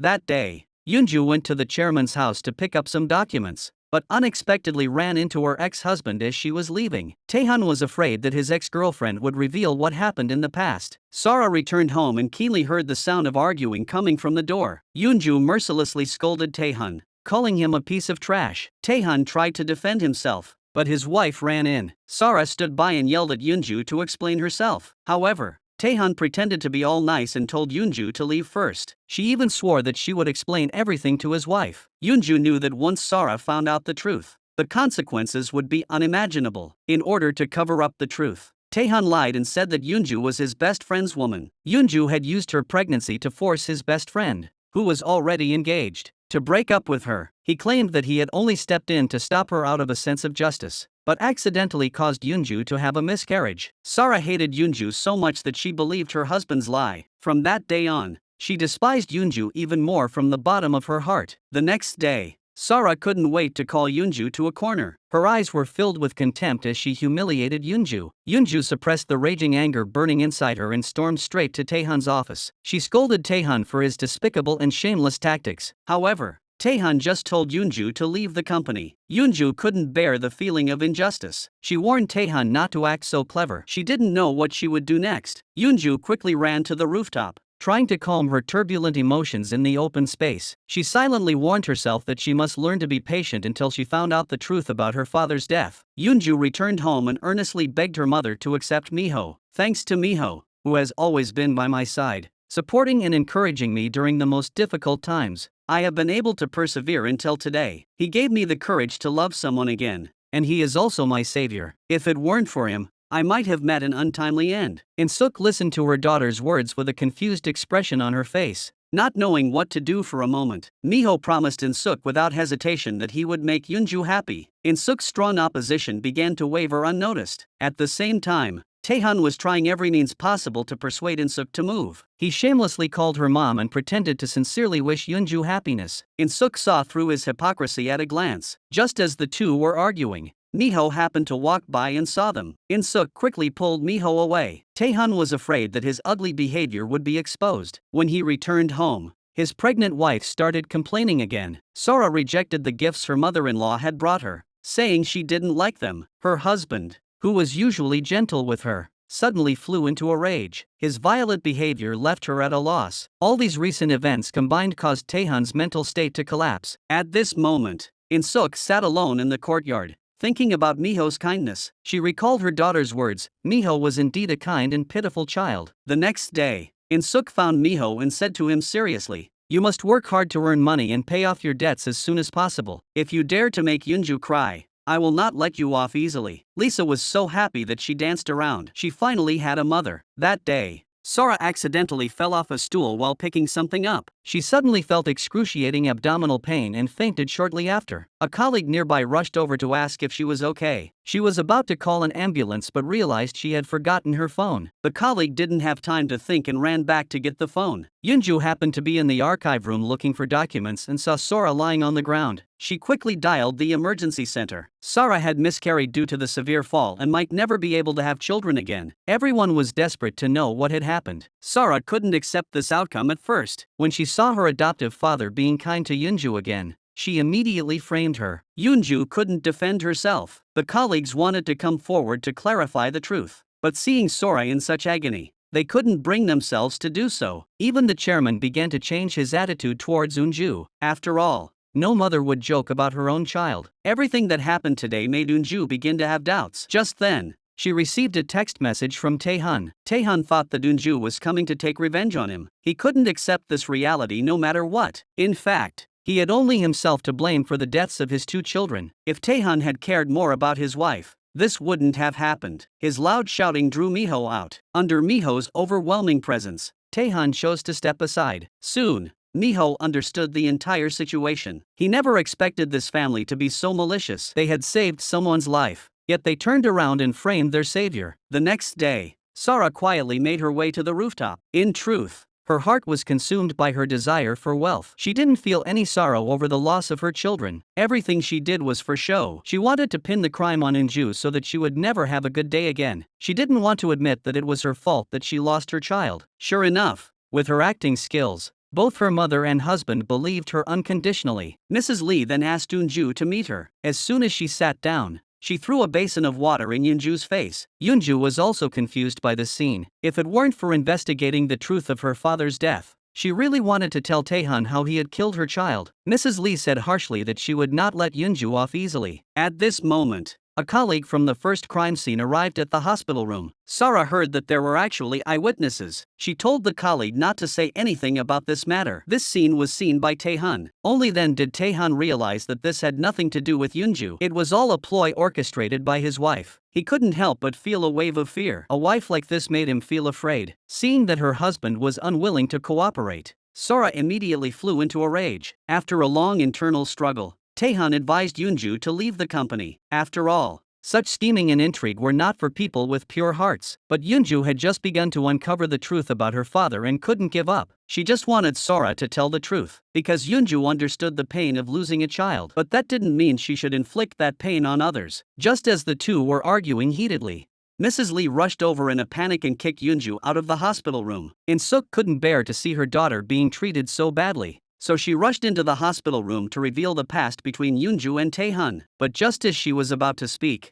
Yoonju and Taehyun pushed her out. Yoonju was afraid that her identity would be exposed and she would be fired from the company, preventing her from investigating the truth about her father's death. Taehyun was afraid that his identity would be exposed, so when he returned to the hospital room, he started lying again. He sternly shifted all the blame onto Yoonju. The next day was Sora's discharge date. Her colleagues actually asked Yoonju to apologize. Everyone thought it was Yoonju who caused Sora's miscarriage. Only one colleague knew the truth. Miho swore to find this witness. Otherwise he couldn't stay in the company anymore. Soon, Sora returned home with a weak body. President Lee was heartbroken to see his adopted daughter in such a state. However, Mrs. Lee began to persuade her daughter to go to work the next day, in order to prevent Miho from inheriting the family business. She didn't care about Sora's health. Sora didn't argue with her mother, as she also coveted the wealth in her heart. The next day at work, a colleague accidentally asked about the soy sauce information, but the witness claimed not to know, even though she had been the one to retrieve it the previous day. At that moment,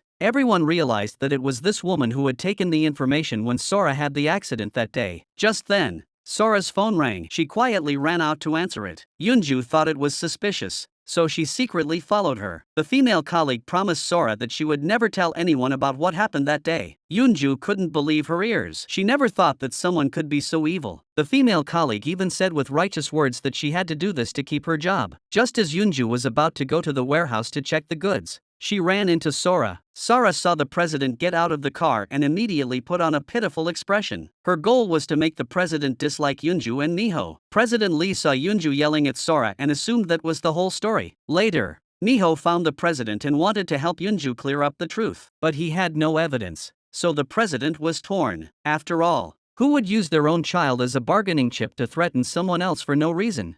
But Yoonju wasn't the type of person to do something like that. This undoubtedly made the president very conflicted. The next day, Yoonju found the witness again, hoping that he could clear her name. But the witness also had a family and children to support, and this job was his only means of livelihood. If he said anything, he would definitely be fired. This scene was witnessed by Sora. She quickly pulled the witness aside and sternly warned them to be sensible. At that moment, Miho returned to the company and happened to encounter an elevator malfunction. He hid in the stairwell and overheard everything. Although the witness was willing to tell Miho the truth, she would never betray Sora. At the same time, Sora went to the hospital for a follow-up examination. The doctor informed her that due to damage to the endometrium, she would never be able to conceive. Upon hearing this news, Sora went completely crazy. She ran straight to the company and blamed Yoonju for everything. The witness was stunned when she saw this. She never dreamed that her boss was such a madwoman. She decided to tell the chairman the whole story. President Lee was completely disappointed in his adopted daughter, but Sora had no intention of repenting. Instead,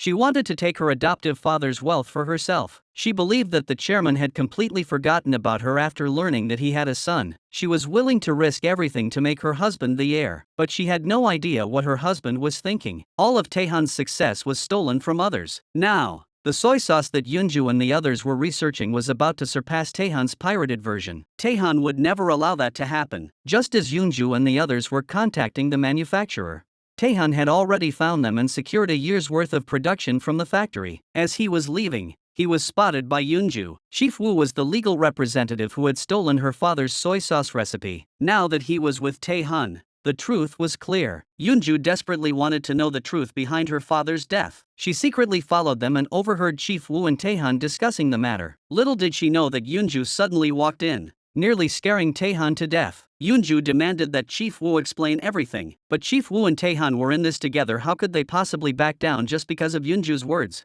Taehan quickly grabbed Yoonju, afraid that Chief Woo might slip up. In the end, Yoonju could only leave with a threat, making sure Taehan wouldn't have an easy time. Back home, she could only vent her frustrations to Miho, though both of them wanted to completely defeat Taehan. The most important thing now was to get their soy sauce product on the market. Only then could they find a better breakthrough. The next day, President Lee approached Yoonju to inquire about his son's situation. He also hoped Yoonju could help his son more. Yoonju knew the chairman had a special affection for Miho, so she wanted to be the good guy and mediate the situation. In fact, Miho also had special feelings for his father. Although he had abandoned his family back then, Miho still craved his father's love. At dinner, Sora tried every means to please her adoptive father. The family, who had been raped, began to beg for the chairman's forgiveness. The chairman still couldn't accept his daughter's selfishness. Sora actually poured the pickled vegetables into the trash can. Taehan acted quickly and signed a contract with the manufacturer that Yoonju had her eye on the next day, successfully winning over some of the shareholders. According to his plan, he would soon be able to remove the chairman from power. At that point, even if Miho returned to his family, there would be nothing they could do. With Taehan's production increasing, Yoonju's would naturally decrease. In order to sell the soy sauce he had developed, Miho ran to the supermarket and started hawking it. He hoped that more people would know about the soy sauce he developed, thereby promoting consumption and increasing production capacity. Taehan had already contacted a group of people to disrupt the supermarket. The women Miho had deceived in the past were all good friends, so it was impossible for them to suddenly show up and cause trouble. Taehan smiled smugly when he saw Miho being beaten. President Lee appeared at this moment and claimed to be Miho's father. Miho was unwilling to accept this reality and ran away. He had suffered so much when he was a child, and now a rich father had suddenly appeared. No one could accept such a drastic change. As soon as he ran home, he hurriedly took out the photos his mother had collected. Miho suddenly remembered his grandmother's excited expression when President Lee came to his house last time. When it came to the crucial moment, his grandmother became abnormal again and ran out crazily. At this moment, Yoonju had already learned about what happened at the venue, but everyone only knew the cause and not the result. If they knew that Miho was the chairman's son,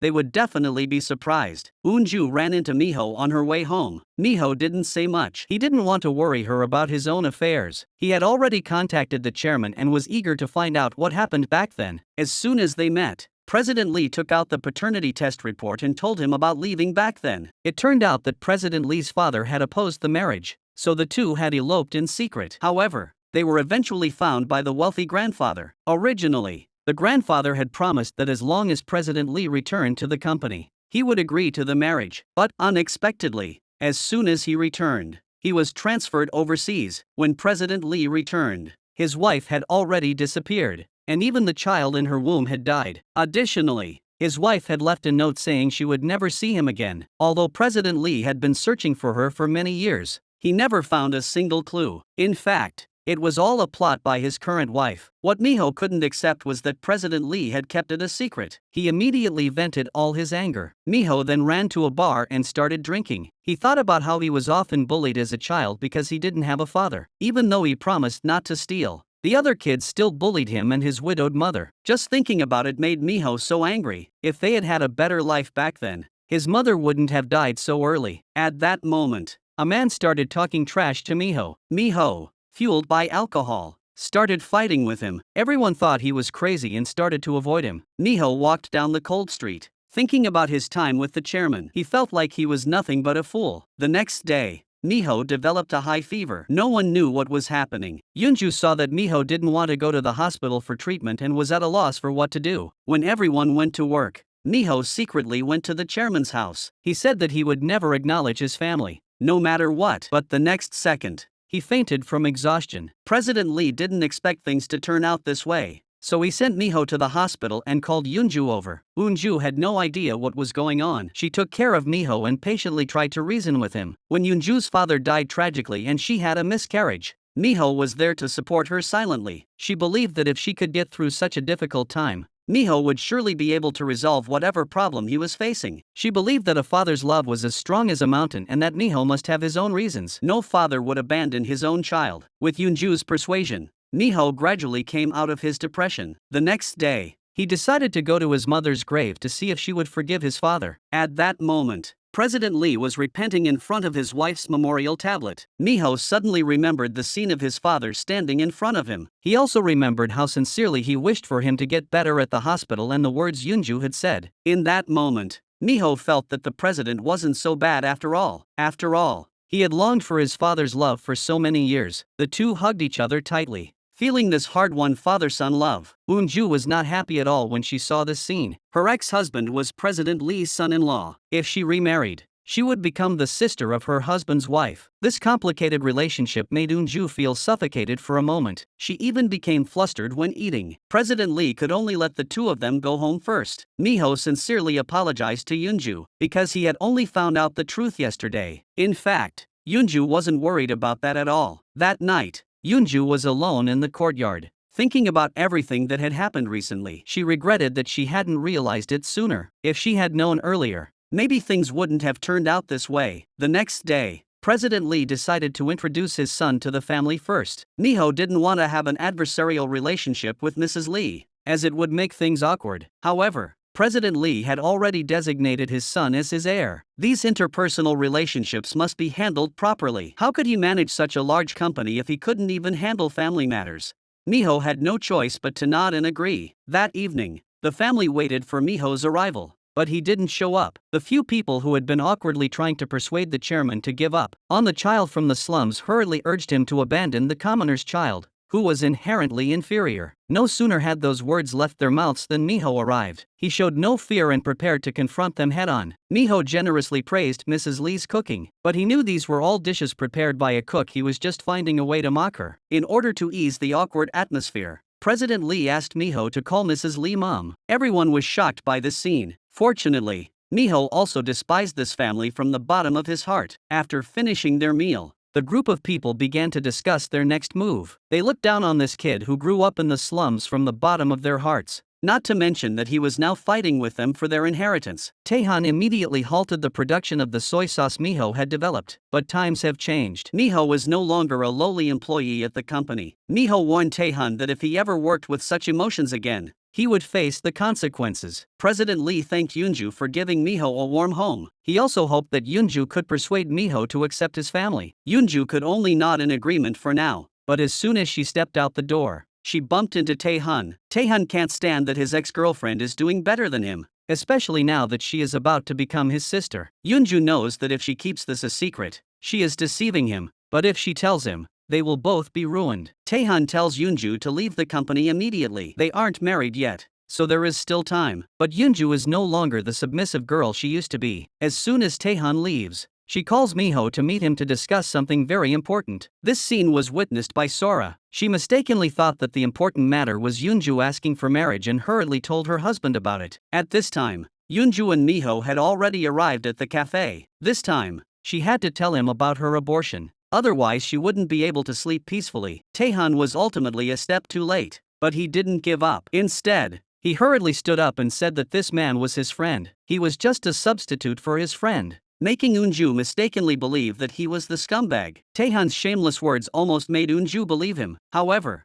Miho didn't bother listening to his nonsense and directly took Yoonju's hand and left. None of this mattered to Miho. Since he had accepted Yoonju, he would accept her past as long as they loved each other. None of this mattered. On this day, Miho unexpectedly saw his dead ex-wife passing by. He wanted to chase after her, but then thought it was just his imagination. When he got off work, he met his ex-wife again at the elevator entrance, who greeted him enthusiastically. But Miho didn't feel any emotion, only a sense of disgust towards everything. He warned her not to come again. They should never see each other again in this lifetime. It turned out that the two of them had once been an enviable couple. Miho even dropped out of school to support Tae-hee through her medical doctorate, but Tae-hee took all the rent money to study abroad. As a result, their newborn daughter lost her mother, and Miho had to beg on the streets for a while. From that day on, Miho treated her as if she were dead. Even if they met again, they would only be strangers. After returning home, everyone was curious about Miho's biological father. In-suk even dared to speculate that he was from a wealthy family. However, Yoonju and Miho didn't want to say much, and everyone else respected their wishes and didn't ask further. After all, it was someone else's family matter. If Yoonju were to marry into that family, it would be even more complicated. The next day, President Lee arranged a meeting with his grandmother and Miho. He sincerely confessed his past mistakes. His grandmother, who was unusually lucid, finally revealed that Miho's mother hadn't left voluntarily. It seemed like she was being chased by someone, leading her to live a nomadic life until she eventually died from exhaustion. Until her last breath, she had always been thinking about the chairman. Miho felt like someone was manipulating everything behind the scenes. The only way to uncover the truth was to find that nurse. In fact, that nurse was Yoonju's mother. It remained to be seen whether Miho would still love Yoonju once he learned the truth. Tae-hee called Miho, hoping to see her daughter. She was also very regretful about what happened back then. If it weren't for her depression, she wouldn't have been so heartless. What's more, she was now divorced. If she could start over, she would definitely treat life well. Miho had no intention of forgiving her. Tae-hee didn't give up and found Miho's friend to ask for help. But as soon as the man saw her, he was furious. He had witnessed Miho's hardships and didn't want to have anything to do with such a heartless woman. At this point, Tae-hee had become a regular at the company and even took care of the president himself. One day after work, she accidentally overheard Secretary Een and Miho discussing where to go for dinner. Tae-hee guessed that Miho was probably the president's son. At the same time, she knew that this was definitely her chance. She then asked her colleagues about Miho and quickly found out where he was staying. But when Tae-hee saw her daughter, she couldn't help but soften her heart. She didn't say a word but gently hugged her daughter and cried continuously, as if repenting for her past. Just then, Miho and Yoonju came out at the same time. Miho didn't understand what Tae-hee was doing. Since she had abandoned him, she should never come back. But Tae-hee didn't understand. She didn't think there was anything wrong with a biological mother wanting to see her child. Grandmother lost her mind the moment she heard the crazy woman's voice. Miho didn't hide anything and confessed to Yoonju that Tae-hee was Lisa's mother. Obviously, Yoonju couldn't accept it. She was worried that the happiness she had worked so hard to achieve would be lost. That day, Tae-han saw his wife about to be hit by a box. He quickly hugged his wife from behind and was knocked unconscious. Tae-han successfully played the role of a hero saving a damsel in distress. Soon, President Lee learned everything. Although Sora was not his biological daughter, it was impossible not to have feelings for her after so many years together. Even Mrs. Lee, who was usually reserved, expressed her gratitude. However, Tae-han did all this for the sake of his brand going public. Soon, Yoonju received news that all of their products were substandard. They suspected that the mastermind behind this was likely someone within the company. At this point, Taehan had already been discharged from the hospital. Despite his serious illness, Sora naturally believed everything her husband had done. Only Yoonju and the others knew that it was all a sham. However, Yoonju had confirmed everything herself, except for the boxes used for packaging. In the end, due to a lack of evidence, they could only let Taehan get away with it. President Lee finally relented and allowed Taehan's soy sauce to go on sale. Taehan quickly mobilized everyone in the company to promote this newly developed brand to the world. Yoonju took advantage of the break before work to find Taehan again. She knew that he had switched the orders and that rescuing Sora was all an act. Taehan, however, believed that Yoonju wanted to take revenge on him. Now, to prove herself, she wanted to break up with Miho. Miho would never allow anyone to bully his woman. Taehan deliberately described Yoonju as a woman with bad intentions. Since Taehan had been so unfair, Yoonju saw no reason to keep her promise. She said that she was not Taehan's friend. The person who had abandoned her and married someone else on the day of her father's funeral was Taehan, a person with a heart of a beast. Miho couldn't believe his ears. Yoonju hurriedly pulled Miho outside. She kept apologizing to Miho, hoping he would forgive her. However, Miho wasn't angry about that. He was angry that Yoonju had lied to him. He believed that love was sacred and thought about the scenes he had witnessed. Why had he been so stupid and not thought things through? In fact, Yoonju had told him everything, but Miho didn't want to believe her. What he couldn't accept was that Taehan had gotten married on the day of someone's funeral. But if the truth came out now, Miho and Yoonju's marriage would become a laughingstock. Although Taehan would definitely be kicked out of the family, his love would also be cut short. President Lee would never accept such a daughter-in-law. That night, Yoonju sat alone at the door waiting for Miho. Any man could have been Yoonju's ex-husband, but why did it have to be Taehan? How awkward would it be for them to marry each other in the future? Ever since Miho became the son of the chairman, Yoonju has become insecure. She wants to find out the truth about her father's death and doesn't want Miho to leave her, so she has delayed it for so long. Listening to Yoonju's cries, Miho can't help but feel sad. Tae-hee sees the photo on the table and is shocked to discover that the man she abandoned is the son of a chaebol. Now that Yoonju and Miho's relationship is in crisis, it's the perfect time for her to interfere as the third party. That day, Tae-hee happened to see her ex-husband proposing to Yoonju, and she was so heartbroken she could barely breathe. But since the two aren't married yet, Tae-hee refuses to give up. From then on, Tae-hee secretly followed Miho every day. Seeing her daughter and them happy together made her so angry she felt like she was going to lose her mind. So she took advantage of his break at work and went to find him. She hoped that this time she could have a good talk with Miho. Tae-hee kept saying how much they used to love each other and how they had become like water and fire. Miho advised Tae-hee to leave and not make a fool of herself. Without her, they could live better. At this moment, Yoonju was still staring blankly at the wedding ring on her hand. She had made up her mind to break up yesterday. Miho had always loved Yoonju and was even willing to give up his status as a chaebol for her. Yoonju now had nothing to lose. This scene of undying love was witnessed by Sora. She could never accept Yoonju becoming her sister-in-law. Miho was not used to dealing with people like her. Not only did he openly announce his marriage, but he also told Sora to mind her own business. Sora was so angry that she almost died on the spot. She hurriedly ran to her husband to complain. When Taehan saw the ring on Yoonju's hand, he immediately became agitated. He advised Yoonju to break up with Miho quickly, otherwise he would do something that he knew only himself would understand. Yoonju strongly disagreed with Taehan's suggestion. In the end, the two parted on bad terms. Tae-hee knew that her daughter was now her only way out. Coincidentally, it was the kindergarten parent-teacher conference today. Miho was delayed and couldn't make it on time, so Tae-hee seized this opportunity to bond with her daughter. As soon as she arrived, Yoonju rushed over. Lisa was also very friendly to Yoonju and didn't feel anything towards Tae-hee, her biological mother. She even gave Yoonju a handmade gift. This was supposed to be a gift from the children to their mothers, which undoubtedly made Tae-hee feel very embarrassed. What's more, Lisa called Yoonju mom in front of Tae-hee. Tae-hee couldn't take it anymore and told Lisa that she was Yoonju's mother. Yoonju was afraid that Lisa would be hurt, so she asked the teacher to take the children outside to play. Yoonju wanted Tae-hee to take things slowly. She didn't expect Tae-hee to take advantage of being Yoonju's biological mother and tell Yoonju to mind her own business. Yoonju was speechless for a moment. Lisa was also very confused. Her mother had clearly gone to heaven. Miho didn't explain much and just told his daughter to go wash up. He didn't want his daughter to get hurt. Miho didn't know how long this woman was going to keep this up. However, Tae-hee's explanation was that life had been too hard back then and she had only left temporarily. Now that she was back, Everything should return to the way it was. Miho asked her to stop. This was between adults, and she shouldn't hurt the children. However, Tae-hee had no intention of giving up and swore that she would change Miho's mind. She couldn't stand her daughter calling someone else mom. The next day, Tae-hee showed up at Miho's family gathering. After all, she was now the chairman's personal doctor. At the dinner table, Tae-hee took the initiative to mention that they were college classmates, but they weren't very familiar with each other. When she heard the president admit that Miho was his son, she pretended to be surprised. However,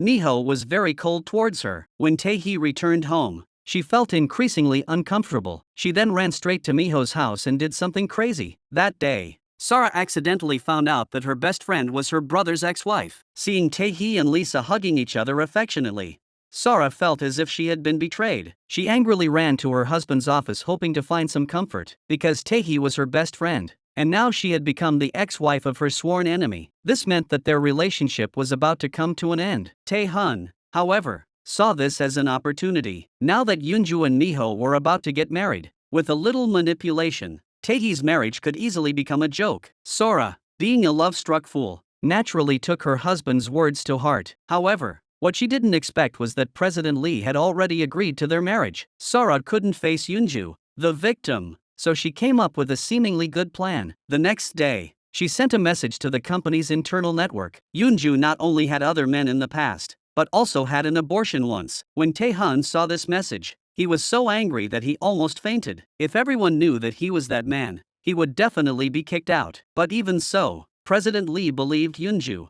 thinking there must be something shady about the other man. Sara was about to lose her mind, unable to understand what charm Yoonju had that everyone trusted her so much. She then rushed to the chairman's office to confront Yoonju face to face about whether she was really pregnant and had given birth. Yoonju had never intended to hide the truth, so she admitted that she had indeed had a miscarriage. But just as she was about to reveal Tae-hun's name, Miho quickly pulled her out. If President Lee found out that Tae-hun was the scum who abandoned his wife and child, he would never accept Yoonju as his daughter-in-law. Their marriage would be doomed. Miho loved Yoonju so much that he dreamed of marrying her. He could only explain to his father that Yoonju had indeed had an abortion, but that the father of the child was unknown. After hearing this, President Lee was so angry that he told him to leave immediately. Yoonju told Tae-hun to discipline his wife well. If something happened, it wouldn't be good for anyone. However, Sora's scheming wasn't over yet. She actually revealed this news to Tae-hee. Now that Tae-hee heard about Yoonju's tragic past, she felt that her chance had come again. She thinks Yoonju is a shameless woman. Since she has such a shameful past, she shouldn't monopolize her man and daughter. In fact, what Tae-hee can't accept the most is Lisa calling her mother. Yoonju endures this humiliation because she doesn't want to make things difficult for Miho. Tae-hee thinks Miho is just trying to fill the void in his life, which is why he found a woman like Yoonju. After all, no normal person would accept a woman who had had an abortion. It must be said that Tae-hee's delusions were very serious. In fact,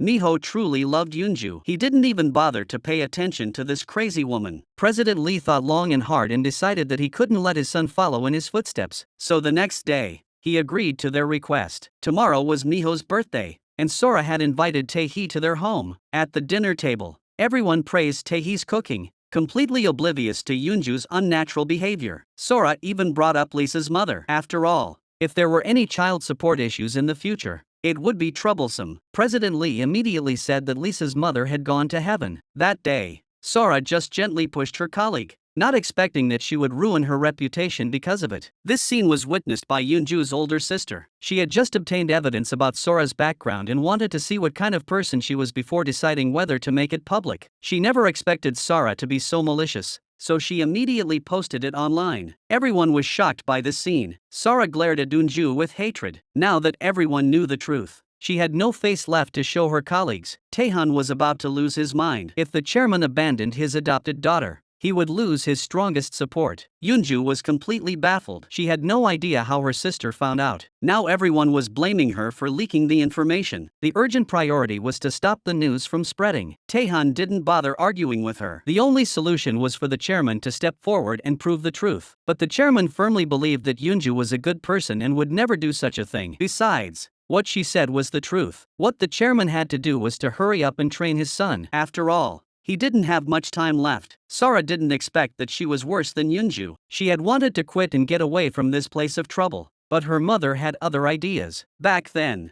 Mrs. Lee had gone to great lengths to get her daughter into the chairman's good graces. Rumors spread throughout the company. Sarah listened to her colleagues' gossip and wished she could find a crack in the ground to crawl into. She had only one goal: to take down the mastermind behind all this. She was convinced that everything was Yoonju's scheme. She even threatened to ruin Yoonju's sister's career. Fortunately, Taehan arrived just in time. Otherwise, the company would have been in a mess. Miho told Sora to watch her words and actions. Just now, Miho had been promoted to a position higher than Sora's. Sora couldn't accept this fact and wanted her adoptive father to revoke the appointment. The president had been preparing for a long time and would not be swayed by a few words from his adopted daughter. Sora also understood that her father's heart was now only for his son and that there was no place for her, his adopted daughter. Since there was no progress on this front, she pinned her hopes on her best friend. Tae-hee heard how despicable Yoonju was. She actually exposed someone else's family history on the front page. In that moment, Tae-hee and Sora were united in their hatred. Tae-hee rushed over that night, intending to teach Yoonju a lesson, but unexpectedly encountered In-suk at the door. She used the excuse of visiting her daughter to try to go inside. But In-suk wasn't someone to be easily intimidated. Miho was about to marry Yoonju, making her Lisa's grandmother. Moreover, Yoonju had worked so hard all these years and finally found a good man. She wouldn't let this ex-wife ruin everything. Faced with In-suk's tirade, Tae-hee was at a loss for words. That evening, while In-suk was tidying up the room, the crazy old woman handed her a plane. Curious, she unfolded the paper and was shocked to discover that Miho's biological father was President Lee. The name struck her like a bolt of lightning. She then noticed a family photo on the table. Her thoughts were instantly transported back to that afternoon. Back then, In-suk had taken money from a wealthy woman to cover her family's debts and told President Lee that Miho had died shortly after birth. Now looking back, she realized that she had changed Miho's life. If someone found out about this, how could she face her daughter? In-suk was speechless when she faced Miho. She hadn't done anything wrong, yet her daughter was suffering for her mistakes. Sure enough, people shouldn't do bad things. There was a reason why karma was real. Tae-hee was now trying every means possible to make Miho change his mind. Miho advised Tae-hee not to ruin herself. Just then, a urgent phone call rang. Miho had dropped his phone earlier. Tae-hee, hearing Yoonju's voice on the other end, lied that Miho was staying over tonight. Just as she thought her plan had succeeded, Miho returned to retrieve his phone. As soon as Miho got home, he faced a soul-searching interrogation. Yoonju generously revealed that Miho had just been at Tae-hee's place. Since they love each other, they should be honest with each other. She doesn't want Miho to lie about such things. Miho sincerely apologized to Yoonju and swore it wouldn't happen again. He thought he wouldn't have another chance to interact with Tae-hee. However, the next day, his grandmother suddenly fainted, and the attending physician happened to be Tae-hee. After a brief diagnosis, Tae-hee found that his grandmother not only had Alzheimer's, but also had a weak heart. Now, she could only do a full body checkup to find out what was wrong. Tae-hee did not give up on Miho. She planned to use her daughter as a way to break through. But Lisa only liked Yoonju. She didn't even want to go to the bathroom with her own mother. This undoubtedly drove Tae-hee a little crazy. Her own daughter was actually closer to another woman. As soon as Lisa came out, the two women demanded she make a choice. But Tae-hee's kind expression looked terrifying to Lisa. Fortunately, Miho arrived in time to prevent the child from being further harmed. Yoonju was caught in the middle, as Tae-hee was Lisa's biological mother. Miho told his daughter to go play with her grandmother first. As soon as the child left, Tae-hee revealed her true colors. Lisa was the child she had carried for 10 months. No matter what, she shouldn't stand in the way of their closeness. Seeing that Miho wouldn't listen, Tae-hee could only file a lawsuit. But in doing so, the only one who would suffer was the child. Using the child to bind Miho was the most foolish thing she could do. It would only make him more resentful. As for this rival, Yoonju could finally breathe a sigh of relief. From any angle, Tae-hee had no chance of winning the case. At this moment, President Lee also arrived at the hospital room. He hoped that his mother would get well soon. Because of himself, his mother and sister had suffered so much. He just wanted to make up for his mistakes as much as possible. If his crazy grandmother could see her grandson get married, that would be the best outcome. But now, the biggest obstacle was In-suk. For a moment, Miho was at a loss. However, while they were chatting, his grandmother had secretly run out. She was going to take the bus to find her daughter. Fortunately, Miho and Eunju arrived in time. The crazy grandmother mistook Eunju for her daughter. She begged her daughter not to run away anymore and to live a good life in the countryside with her. But when asked why she ran away, the crazy grandmother couldn't give a reason. Eunju could only comfort her grandmother softly, hoping to soothe the old woman's wounded heart. At that moment, Even the cold wind no longer frightened her. The next day, the old woman dressed up beautifully, as if she had returned to her youth. In-suk was also very surprised to see this, and the old woman even recognized her. She never expected that after just one night's sleep, the old woman would return to her normal self. The old woman hoped that In-suk would not interfere with Miho's marriage. People who love each other will surely fall ill if they are separated, just like her daughter. In-suk was moved but remained firm. The grandmother then went outside and recognized everyone in the room. She took her grandson and Yoonju's hands together. Since Yoonju's arrival, Miho had finally felt the warmth of a family. The grandmother's actions seemed like she was leaving a final message. When Miho came to the room the next morning, the grandmother had already passed away. It wasn't until Eunju was slapped that she was shocked to discover that the person who ruined Miho's life was her own mother. Eunju didn't have time to think and hurried home. She still couldn't believe it was true. At this moment, In-suk appeared unusually panicked. Under her daughter's relentless questioning, she could only reveal the truth. Eunju blamed her mother,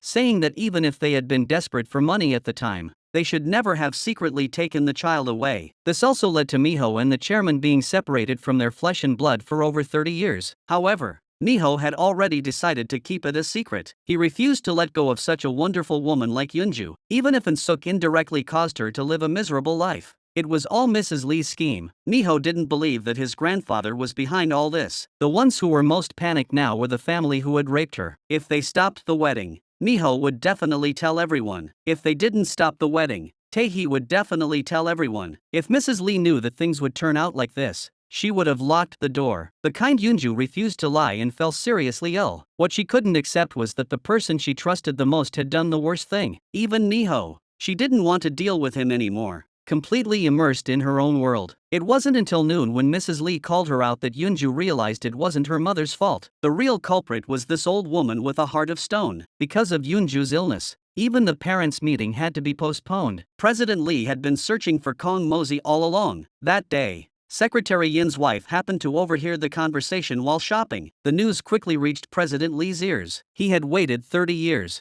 And today he would finally uncover the truth of what happened back then. He instructed his secretary to investigate thoroughly and accurately. After a thorough investigation, they found that it was Yoonju's mother. She had changed her name after doing that, which is why they couldn't find her for so many years. President Lee hurried to Yoonju's house. When he heard In-suk admit that she was the nurse from back then, he couldn't face the reality. Eunju was such a kind girl, so why was her mother so evil? In-suk knelt on the ground and begged the president not to ruin the marriage. She was willing to accept any punishment. At that moment, Miho and Yoonju rushed back. Yoonju knew that it was her family who had wronged the chairman, so without saying a word, she also knelt on the ground. She hoped that this would reduce her mother's guilt a little. At this point, President Lee only wanted to know who was behind it all. The mastermind behind it all was the woman who had been with him for most of his life. For a moment, President Lee felt a sense of helplessness and defeat. As soon as he got home, he asked his wife if she knew about this. Mrs. Lee actually shifted all the blame to her father-in-law. She said she was just following orders. But how could President Lee believe their one-sided story? He told his wife to leave the house immediately. Sarah tried to plead for her mother, but this only made the chairman angrier. This led to Mrs. Lee being thrown out of the house without even taking her luggage. However, she didn't feel the slightest bit of remorse. All she could think about was how to make the chairman believe that it was her father-in-law who did it. Sarah was also filled with indignation. It was clearly someone else who did it, yet they were blaming her mother. The next day, she rushed to the company and started looking for trouble, believing that it was all Yoonju's plot. If Eunju wasn't trying to find out the truth about her father's death, she would have been furious with Sarah. Sarah didn't give up and found her adoptive father. She hoped that he would forgive her mother because of their past relationship. After all, it was her grandfather who was behind everything. Tae-hee thought that Miho's marriage was in crisis and that she had an opportunity. It just so happened that the nanny had to go home early that day, so she volunteered to make dinner. When Miho came home and saw Tae-hee busy, he thought that this woman was up to something again. He immediately warned Tae-hee. Yoonju had always suspected that her father's death was related to her ex-husband, so she pretended to receive a call from someone who knew about it in front of him. Tae-hun panicked upon hearing the news. He rushed out to find the delivery guy. Yoonju saw everything and immediately confirmed that her father's death was related to Tae-hun. Tae-hun knew Yoonju had no evidence, so he was very arrogant. Yoonju could only threaten to send Tae-hun to hell. The treacherous family gathered together once again. Fortunately, Yoonju only suspected that the accident was a cover-up. and all the evidence had disappeared. The only person who knew the truth, the police officer, had already been bribed. Yoonju went to the funeral hall hoping her deceased father would give her some guidance. She regretted her own incompetence, which had allowed her father to be framed by others. After a moment of deep reflection, Yoonju decided that she could no longer live like this. Even if she had to die, she would make Taehyun pay. As soon as she got home, she kept saying sorry to Miho. She promised that no matter what happened in the future, she would always love Miho. The two hugged each other tightly. This might be the last hug of their lives. Yoonju looked at the ring on her hand and longed for a happy life with Miho. The next day, Yoonju approached the chairman and offered to give up Miho voluntarily. There were issues with the company's food products in London, and Yoonju volunteered to go and resolve them. Now, her sole goal was to destroy everything Taehyun currently possessed. President Lee saw Yoonju's resolute determination and believed she would handle the matter effectively. Later, Yoonju treated her family to a lavish meal, which served as their final gathering before their separation. When she returned, she would no longer be the same person. The actions Yoonju was about to take might harm Miho's family. She returned the wedding ring she had just received to Miho. By the time Miho realized what had happened, Yoonju had already flown abroad. Even her father urged Miho to let go, insisting that what wasn't meant to be couldn't be forced. Surprisingly, a few months later, Yoonju had transformed into a high-ranking executive at the company. Sora never imagined that both Miho and Yoonju would outrank her. She couldn't accept it and prepared to use violence to resolve the issue, but was instead caught by Yoonju. At that moment, Taehyun arrived just in time and was also shocked to see Yoonju's promotion. However, this wasn't the best time for him to confront Yoonju. Due to Yoonju's outstanding work performance, the chairman decided to assign Taehyun's project to her. As soon as Yoonju stepped out, Taehyun blocked her path. He desperately wanted to know what Yoonju was up to. However, everything Yoonju had done was to destroy Taehyun. Taehyun was almost driven to laughter by Yoonju's serious expression. Miho was tormented every moment without Yoonju,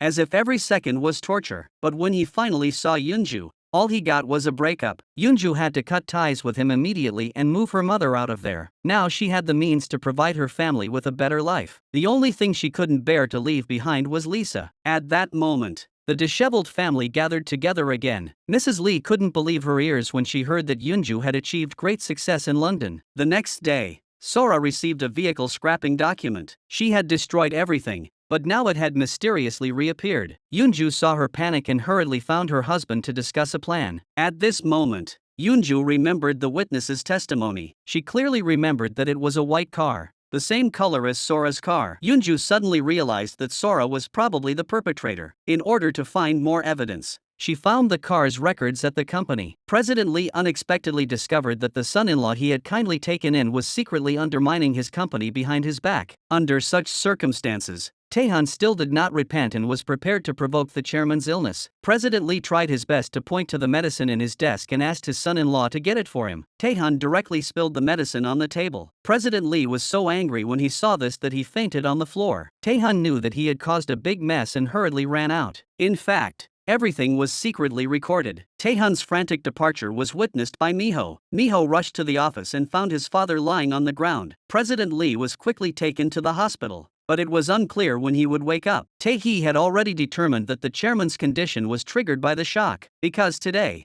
Tae-hun, knowing he had no chance of winning, anonymously reported the chairman for tax evasion. But his mistake was underestimating the power of the conglomerate. That night, a confidant came to inform the chairman. The confidant told the chairman that it was all Taehyun's doing. Sora also discovered that her foster father had a brain tumor. She resented her father for keeping such an important matter a secret. Taehyun immediately stated that the chairman couldn't be trusted. The next day, he spread the news about the chairman's hospitalization, causing panic throughout the company. Everyone thought that the chairman was in critical condition. Taehyun touched the chairman's nameplate and felt that he was finally one step closer to his goal. Without realizing it, Taehyun sat down in the chair. At that moment, he felt like he was second only to the chairman. Yoonju happened to come in to deliver some documents and saw the scene. The chairman had fallen ill so suddenly, and Yoonju had long suspected that Taehyun was up to something. Now, seeing this, she was even more certain of her suspicions. But now, she was suffering from a lack of evidence. The informant was also found. Miho told him about what happened that night. Now, The only person suspected was Tae-hun. This was because the chairman had said he was going to look for him that day. He didn't expect an accident to happen that night. Secretary Eun had been investigating the company's assets. He didn't expect that many of the properties were under Tae-hun's name. Miho rushed to Tae-hun's office in a rage, but unexpectedly saw a photo of his mother. It was the same photo that had fallen out of his wallet. Only then did he realize that Tae-hun had known his identity all along. No wonder he had been blocking him from entering the company. Tae-hun admitted to this without fear. Miho swore that he would make him pay dearly. That day,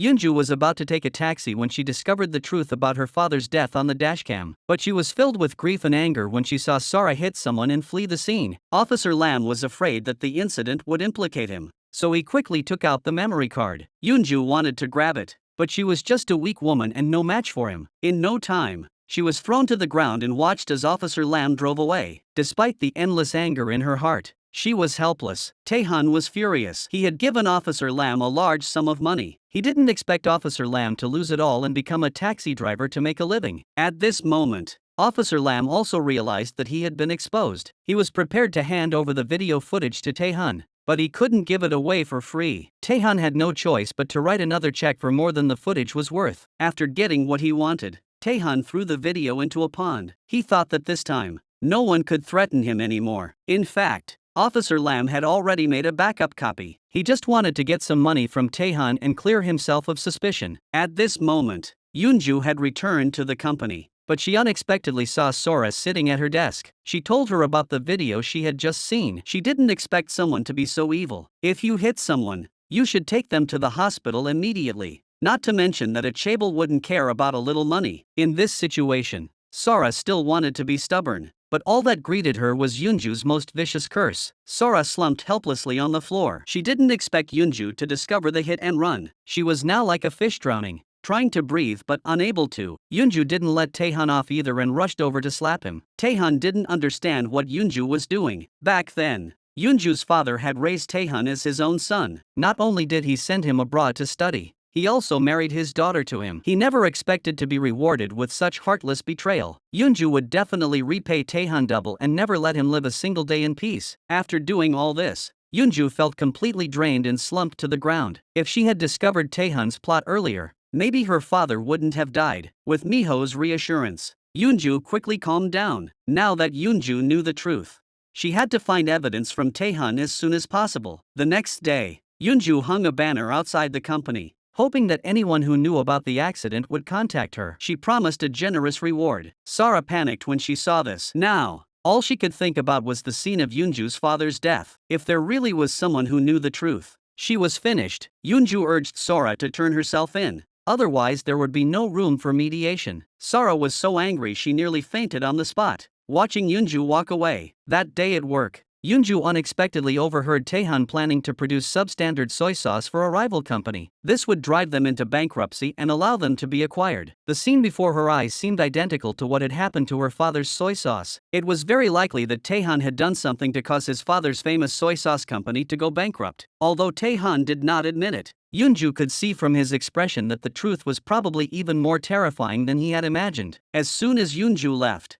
Tae-hun received a call from the board of directors. Since President Lee was not yet dead, his proposal to become acting president was not approved. Tae-hun's anger completely consumed his reason. He then took advantage of the empty ward and sneaked inside. Mrs. Lee had been secretly investigating her son-in-law for her daughter's happiness. However, she never dreamed that her son-in-law had been in a relationship that had even progressed to the point of discussing marriage. Upon learning the truth, Mrs. Lee rushed to her son-in-law's office to confront the liar. At the same time, she also realized that Yoonju's miscarried child was her son-in-law's. This man's actions were simply unforgivable. Tae-hun asked his mother-in-law not to get so excited. Mrs. Lee pushed Tae-hun away. This was completely a marriage by deception. She had known all along that her son-in-law was using her daughter, but she never imagined that he would be so despicable. Mrs. Lee felt a burning rage in her heart, wanting to cut this man into 1,000 pieces. She swore to kick this man out of the company and not let him stay near her daughter. But Tae-hun was prepared. He had secretly bribed a lawyer and obtained the amended will from his father-in-law. He knew this was the best way to stir up internal family conflicts. That evening, Mrs. Lee tried to subtly gauge her daughter's trust in her husband, but to her surprise, her daughter was already completely devoted to her husband. In fact, All these surface appearances were part of Taehan's scheme. Mrs. Lee felt torn upon hearing her daughter's heartfelt words. If she revealed the truth to her daughter now, she feared her daughter might not be able to handle the shock and do something reckless again. Just as Mrs. Lee was torn between what to do, Taehan returned. Taehan pretended to love his wife deeply in order to cover up his secret. Mrs. Lee looked at him coldly and mercilessly exposed his lie. Then Taehan took out the will with a strange look on his face. If you don't support me, Miho will definitely take away everything that you and your daughter deserve. The chairman has given all his shares to his biological son. Taehan promised that as long as he was competent, there would definitely be a place for her in the company. On the day of the shareholders' meeting, the atmosphere was tense. Miho strongly opposed the election of a proxy chairman because his father had devoted his entire life to the company. He was still alive, so why was there such an urgent need to elect a new manager? However, Taehan believed that his father-in-law had cancer and would not be able to work normally even if he regained consciousness. The company could not be left in a state of chaos without a leader. Both sides were adamant, and the shareholders were torn between the two, with the number of supporters for each side evenly split. Just as the situation was at a stalemate, Mrs. Lee walked into the meeting room with a determined stride. She had made up her mind she trusted Taehan more than her son-in-law, Miho. She openly supported Taehan as the interim chairman in front of everyone. Taehan wore a smug smile on his face. He knew that with the support of the lady of the house, the position he had always dreamed of was within reach. Miho was filled with regret, but there was nothing he could do. However, Mrs. Lee was still harboring a burning anger in her heart. She wanted to teach Eunju a lesson, but Eunju was not someone who would let her bully her. Mrs. Lee thought that Eunju had stayed at the company to get revenge on her ex-boyfriend. In reality, Eunju had long since lost any feelings for Taehan. All she wanted now was to uncover the truth behind her father's death. Her father-in-law, who had been in a coma, suddenly showed signs of life. This unexpected turn of events left Taehan terrified, his gaze fixed on the respirator. He then hurriedly left the ward. Miho rushed in and immediately began resuscitation efforts on his father. At this point, Taehan had already fled the hospital, but his forehead was covered in beads of sweat. Although he was a little panicked, his eyes were filled with greed for power. Fortunately, President Lee's heart rate and pulse quickly returned to normal thanks to Miho's efforts. Everyone was very confused. Why did the ventilator suddenly fall off? Moreover, Eunju's father also died from the ventilator falling off. A terrifying thought flashed through Eunju's mind. Could someone have deliberately unplugged the ventilator? Eunju knew the seriousness of the situation and immediately went to the hospital security office. According to hospital regulations, cameras were not allowed in patient rooms, especially in the high-end rooms where the chairman stayed. Privacy was of the utmost importance. However, the surveillance footage from the hallway where the regular patient rooms were located could be retrieved. Eunju recalled the heartbreaking scene when her father died. She asked the staff to help her find the surveillance footage. That day, Eunju used the surveillance footage to track down the real murder suspect. She also played the footage of Taehan fleeing from the hospital room. Taehan gasped when he saw himself committing the crime, but there was no way he could admit his crime. However, Eunju was already immune to his sweet talk. She knew that this video alone was not enough to prosecute Taehan for premeditated murder. Eunju's purpose was more to warn this man with ulterior motives, and let him know that he should not have any improper thoughts about the chairman's family. Taehan was very panicked and tried to cover up his fear by shouting loudly. He also accused Eunju of slandering a good person. Eunju grabbed Taehan's clothes. She already knew the truth about her father's death and was in a state of hysteria. Taehan didn't have time to think and quickly fled. On the same day, Eunju couldn't wait to tell Miho what she was certain was true. Eunju was very sure that Taehan was the murderer hiding in the shadows. At first, Miho found this claim absurd, as the chairman was Taehan's father-in-law. However, when Eunju presented the crucial video evidence to him, everything became clear. Taehan had become obsessed with power. As long as the chairman was alive, he could never fully control the entire group. The two went to the police station to report the incident, hoping the authorities would investigate and uncover the truth. After accepting the case, the police summoned Taehan as a suspect in accordance with procedure. Faced with the police's questioning, Taehan appeared unusually calm. Instead, he arrogantly asked the police to investigate his identity before asking any questions. After all, he had only gone to the hospital to visit his father-in-law. How could he know how the ventilator fell? He had only left the hospital in a hurry after receiving an emergency call. Since Taehan was now a chaebol, the police officers were afraid to offend such an important person. After a brief interrogation, they hastily ended the investigation. Seeing this, Miho was furious. He rushed forward and grabbed Taehan by the collar. Taehan denied his crimes. Not only that, he also slandered Miho. saying that he was coveting the chairman's position. Taehan then nonchalantly entered the ward and, in front of his mother-in-law and wife, instantly switched to a concerned expression toward his father-in-law. He feigned concern, asking if his father-in-law's condition was not serious. Sora was puzzled as to why the ventilator had fallen off on its own. This was the top-tier ward in the country. Could someone have deliberately caused this? Upon learning that someone was plotting to harm the chairman, the board members immediately confronted Taehan. How could Taehan admit that he did it?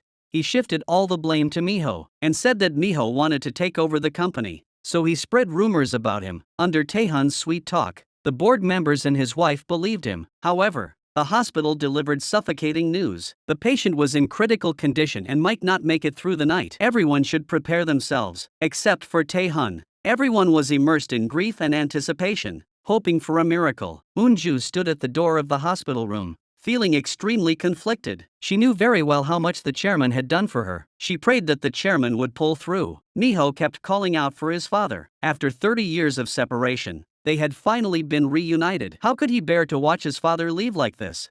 Sora was also crying uncontrollably, begging her father to open his eyes. Mrs. Lee was in tears, her heart filled with grief. She couldn't accept that her husband would leave her and their daughter like this. Meanwhile, Taehan cursed the chairman in his heart, hoping he would die tonight. Fortunately, there was still hope. The old man, whose life was not yet over, miraculously responded and slowly opened his eyes. The doctor rushed in to check on him. Since he had just regained consciousness, he seemed to be still disoriented. Looking at his biological son, his eyes were filled with confusion. Regardless, the patient had finally made it through the critical period. The family burst into tears of joy, but Taehan's face darkened, his expression grim. He was terrified that the chairman would reveal the truth. The family, still in disarray, asked the doctor about the chairman's condition. Taehan learned that the recovery period might be quite long, and he secretly rejoiced. As soon as he returned to the company, he impatiently ordered his assistant to convene a shareholders' meeting. While picking up documents, the assistant caught a glimpse of an unknown object under the table. Driven by curiosity, he quietly hid in the corner and turned on a timer recorder. He didn't expect to hear the conversation between the chairman and Taehan before the chairman fainted. The assistant knew that the fierce voice belonged to his boss. The other party actually wanted to force the chairman to death and take control of the company himself. The assistant was shocked and stared wide-eyed. He knew that there had always been some problems with the company's accounts, but he never thought that it was related to this conspiracy. He quietly put the voice recorder in his pocket. At this moment, Miho's heart was filled with emotion. He was grateful to Yoonju for her efforts during this time. He missed the time when they were in love even more. But now, everything was gone. Tears glistened in Yoonju's eyes when she saw that he was still wearing the ring that symbolized their love. Yoonju then went to the chairman's hospital room and apologized for not being able to fulfill her promise. Once she had handled some important matters, she would leave completely and not cause any trouble for the family. The chairman suddenly reacted, his hand trembling slightly as if trying to say something. Yoonju hurriedly called Miho, but the chairman's blank stare seemed to have not improved. Taehan,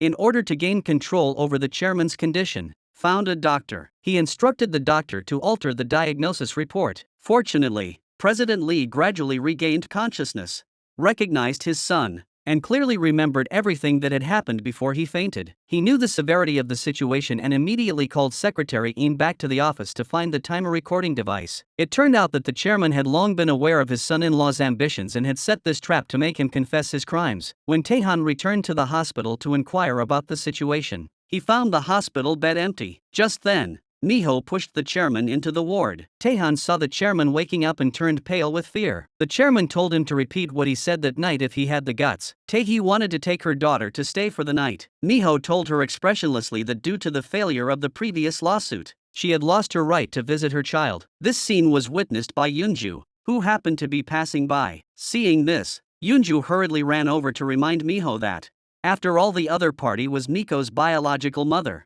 and it should be up to the child to decide whether to sever the relationship. After Yoonju's persuasion, Miho felt that it was not wrong. Blood ties should not be severed like this. Unexpectedly, that night, Yoonju had an accident while trying to save the child. Fortunately, it was only a minor scratch and nothing serious. Taehi thought about the scenes from the past and realized that the other party was indeed more like a mother to her than herself. Miho's love for Yoonju was obvious, and tears gradually moistened Taehi's eyes. She regretted leaving without saying goodbye all those years ago, because Miho ran out during work. he missed an important meeting. The chairman was still in the hospital and was furious. Yoonju hurried over and took the responsibility upon herself. After all, Miho missed the meeting because he came to see her. The chairman never expected Yoonju to still be unresolved, and now she was even affecting his son's future. He demanded that his son immediately remarry Tae-hee, but for two people with no feelings for each other to get back together, Miho simply couldn't do it. However, what no one expected was that the first to refuse was Tae-hee, because she was the one who had caused Miho to have a criminal record. It turned out that back then,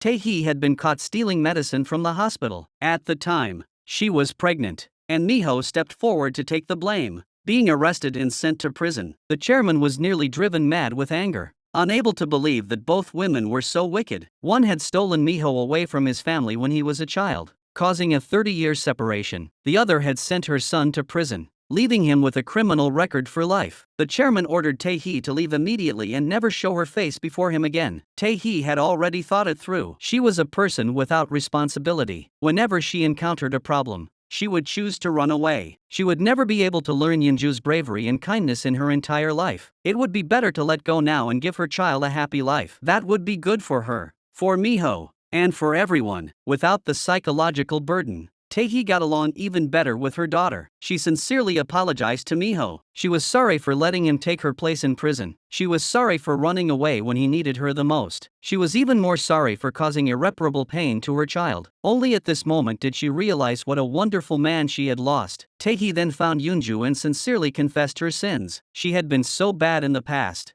always taking what didn't belong to her. Tae-hee entrusted Miho and Lisa to Yoonju because she was ready to leave. The next day, Tae-hee also urged Taehan to abandon his malicious plan, saying that his ambitions would eventually lead to his downfall. But Taehan didn't even bother to listen to this crazy woman. He only wanted to obtain the company's inheritance rights immediately. Tae-hee also hoped that Sora would let go of her prejudice against Yoonju, but Sora just thought her best friend was crazy. Tae-hee also spoke ill of Taehan, which made Sora furious. Sora actually blamed Yoonju, saying that she shouldn't have been gossiping. Yoonju was also annoyed by this crazy woman and was about to reveal her true identity. At the critical moment, Taehan came out and sent his wife away with a few words. Then he asked Yoonju to come to his office. He hoped that Yoonju wouldn't say anything stupid, or else the chairman would find out and everyone would be finished. But now Yoonju had already broken up with Miho, so it didn't affect her at all. Taehan asked her why she risked her life to save Miho's child. That day, Sora was shocked to discover that the woman she had been targeting was actually her husband's ex-wife. What was even more despicable was that the two of them had a child together. Sora simply couldn't accept this reality. It turned out that she was the biggest fool of all. Taehan hurriedly chased after her and lied that everything Yoonju said was false. But the truth was right in front of her,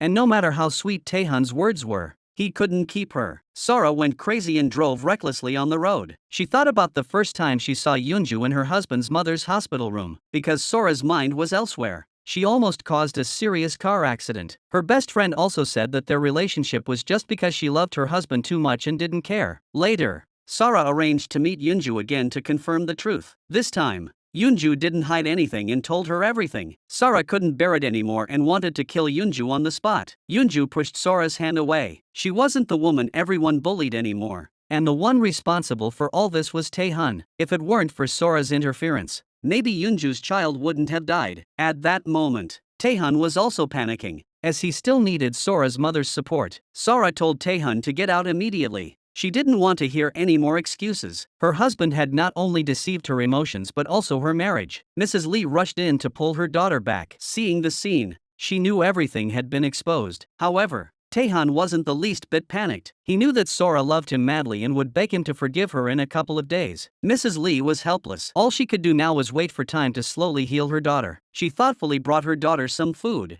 but it was knocked to the ground. Sora guessed that her mother had known the truth all along and didn't tell her because she was afraid of hurting her. Her mother kept apologizing to her. Sora swore that she would make Yoonju suffer the same way and not let her live a single day in peace. Soon, she fainted, stumbling and staggering. Yoonju saw the medicine in the other person's hand and immediately understood everything. With Miho's help, Sora was quickly taken to the hospital. The doctor said that if they had arrived 1 minute later, it would have been too late. Mrs. Lee warned Yoonju that if anything happened to Sora, she would not hesitate to take action. Yoonju didn't want to dwell on someone who was so desperate. When Sora woke up groggily from the bed, Taehan rushed over to greet her warmly, but she only felt nauseous and told her husband to get out immediately. Sara didn't want to see Taehan for even a moment. In such a desperate situation, Taehan still believed that Sora would eventually accept him. However, Mrs. Lee didn't want to wait any longer. She told Taehan to divorce her daughter immediately. If they divorced, she would have enough reason to kick Taehan out. Taehan immediately panicked and secretly ran into the hospital room. He couldn't lose his help when he was so close to success. Taehan even brought up the accident to threaten his wife. Seeing that his wife remained unmoved, Taehan actually knelt on the floor. If his wife didn't forgive him, he would kneel there forever. Taehan claimed that he had hidden his past out of his deep love for her. He also swore that he no longer had any feelings for his ex-girlfriend. But Sora was so angry that she asked the nurse to pull Taehan out. As soon as Taehan left, Sara was overcome with emotion. She completely disregarded her physical condition and resolutely pulled out the needle and insisted on leaving the hospital. She ignored her mother's desperate pleas. Taehan's mother was overjoyed and bought her some medicine, hoping that her daughter-in-law would get pregnant soon, but she had no idea that this family had long been torn apart by lies. Sara's pent-up emotions exploded, and she yelled at her mother-in-law, calling her and her son shameless and vowing never to drink the medicine again. Sara also revealed in grief and anger that she had lost a child because of their deception. She hysterically told her mother-in-law to leave. Taehan had to calm Sara down and told his mother to endure the humiliation for now. Meanwhile, Officer Lam, who had lost money gambling, found Taehan again and demanded more money. He still had the unburned evidence of the car accident. Taehan hurried back home to plan his final deception. He acted out his fake affection to the extreme and pretended to let his wife leave. Then Taehan pretended to be sad and started packing his luggage, acting as if he were leaving. Sara rushed down the stairs, screaming at the top of her lungs, begging him not to leave. Mrs. Lee witnessed this scene and was speechless. She sincerely hoped her daughter could escape this painful marriage as soon as possible, but she also feared that if her daughter divorced,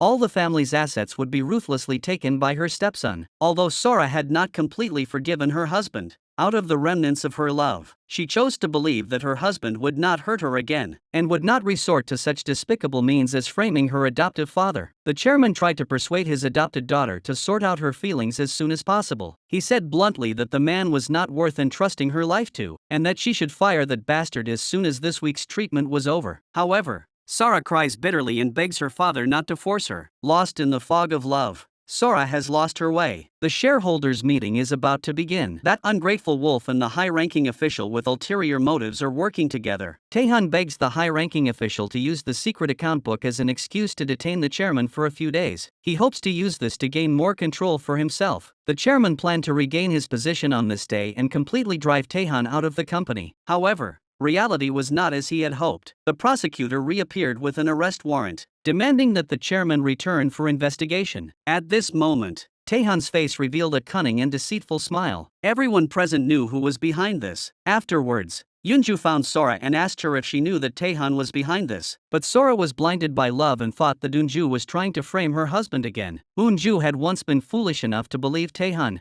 only to end up with her father's tragic death and a miscarriage. She advised Sora to be more sensible and not end up regretting it for the rest of her life like her. Sora actually had some doubts in her heart, but her husband's answer gave her a moment of comfort. Taehan's phone, which he had left on the bed while taking a shower, suddenly rang urgently. Sara picked it up and heard the person on the other end speaking anxiously. "The evidence we currently have is insufficient to keep the chairman in custody." At that moment, she was filled with endless regret. Taehan tried to defend himself, but everything sounded hollow and powerless, because his wife already knew the entire truth. But now, Taehan was at the most critical moment. If he gave up his wife, he might lose everything. But Sora couldn't hear anything he said. She then asked Miho to meet her to confirm whether it was Taehan who had harmed her father. Sora didn't expect that everything was true. As she looked at her father lying in the hospital bed, tears gradually welled up in her eyes. Sara thought of her father's earnest teachings. She finally realized that it was all her husband's deception. She only hated herself for realizing it too late and letting her father suffer so much injustice. The next day, Sora stormed into her husband's office with the divorce agreement, but Taehan refused to divorce her. Sora had no choice but to file for divorce. The next moment, Taehan tore the agreement into pieces. Years of endurance had reached its limit. He declared that his heart was filled with power and that he had never truly loved Sora. Taehan's hideous true nature terrified Sora,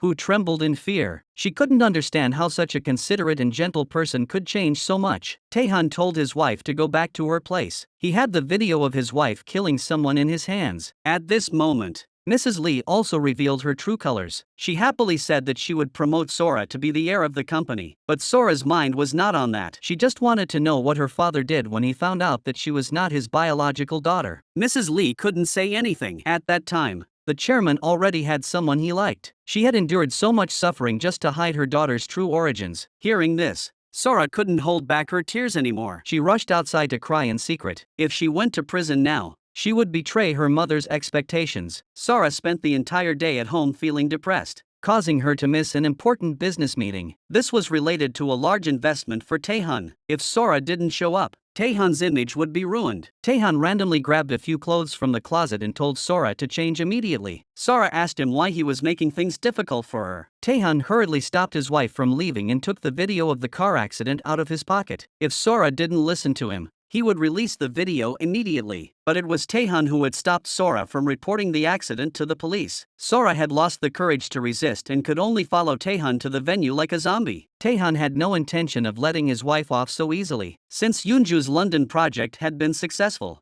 it had become an obstacle on his path to success. He wanted his wife to steal the franchise plan. Sora initially refused, but with her husband holding her blackmail, she had no choice but to comply. Taking advantage of everyone leaving work, Sora successfully stole the proposal. Taehan planned to send this proposal to a rival company, which would spell disaster for Yoonju. Yoonju's sister unexpectedly heard her father's voice before he died. Only then did the widow and her children realize that their father's final moments were spent with Taehan. In-suk could no longer bear it and swore to die with Taehan. Fortunately, her children stopped her in time, or else something terrible would have happened. In-suk fainted from anger and shock. In the end, they decided to hand the matter over to the police. When Taehan heard the recording, he was also shocked, but even so, he pretended to know nothing, because he was now the acting chairman. As long as he refused to admit it, there was nothing they could do to him. However, as evidence continued to pile up, there would come a day when he could be completely defeated. Yoonju now understood why her father had died so tragically. If these matters were exposed,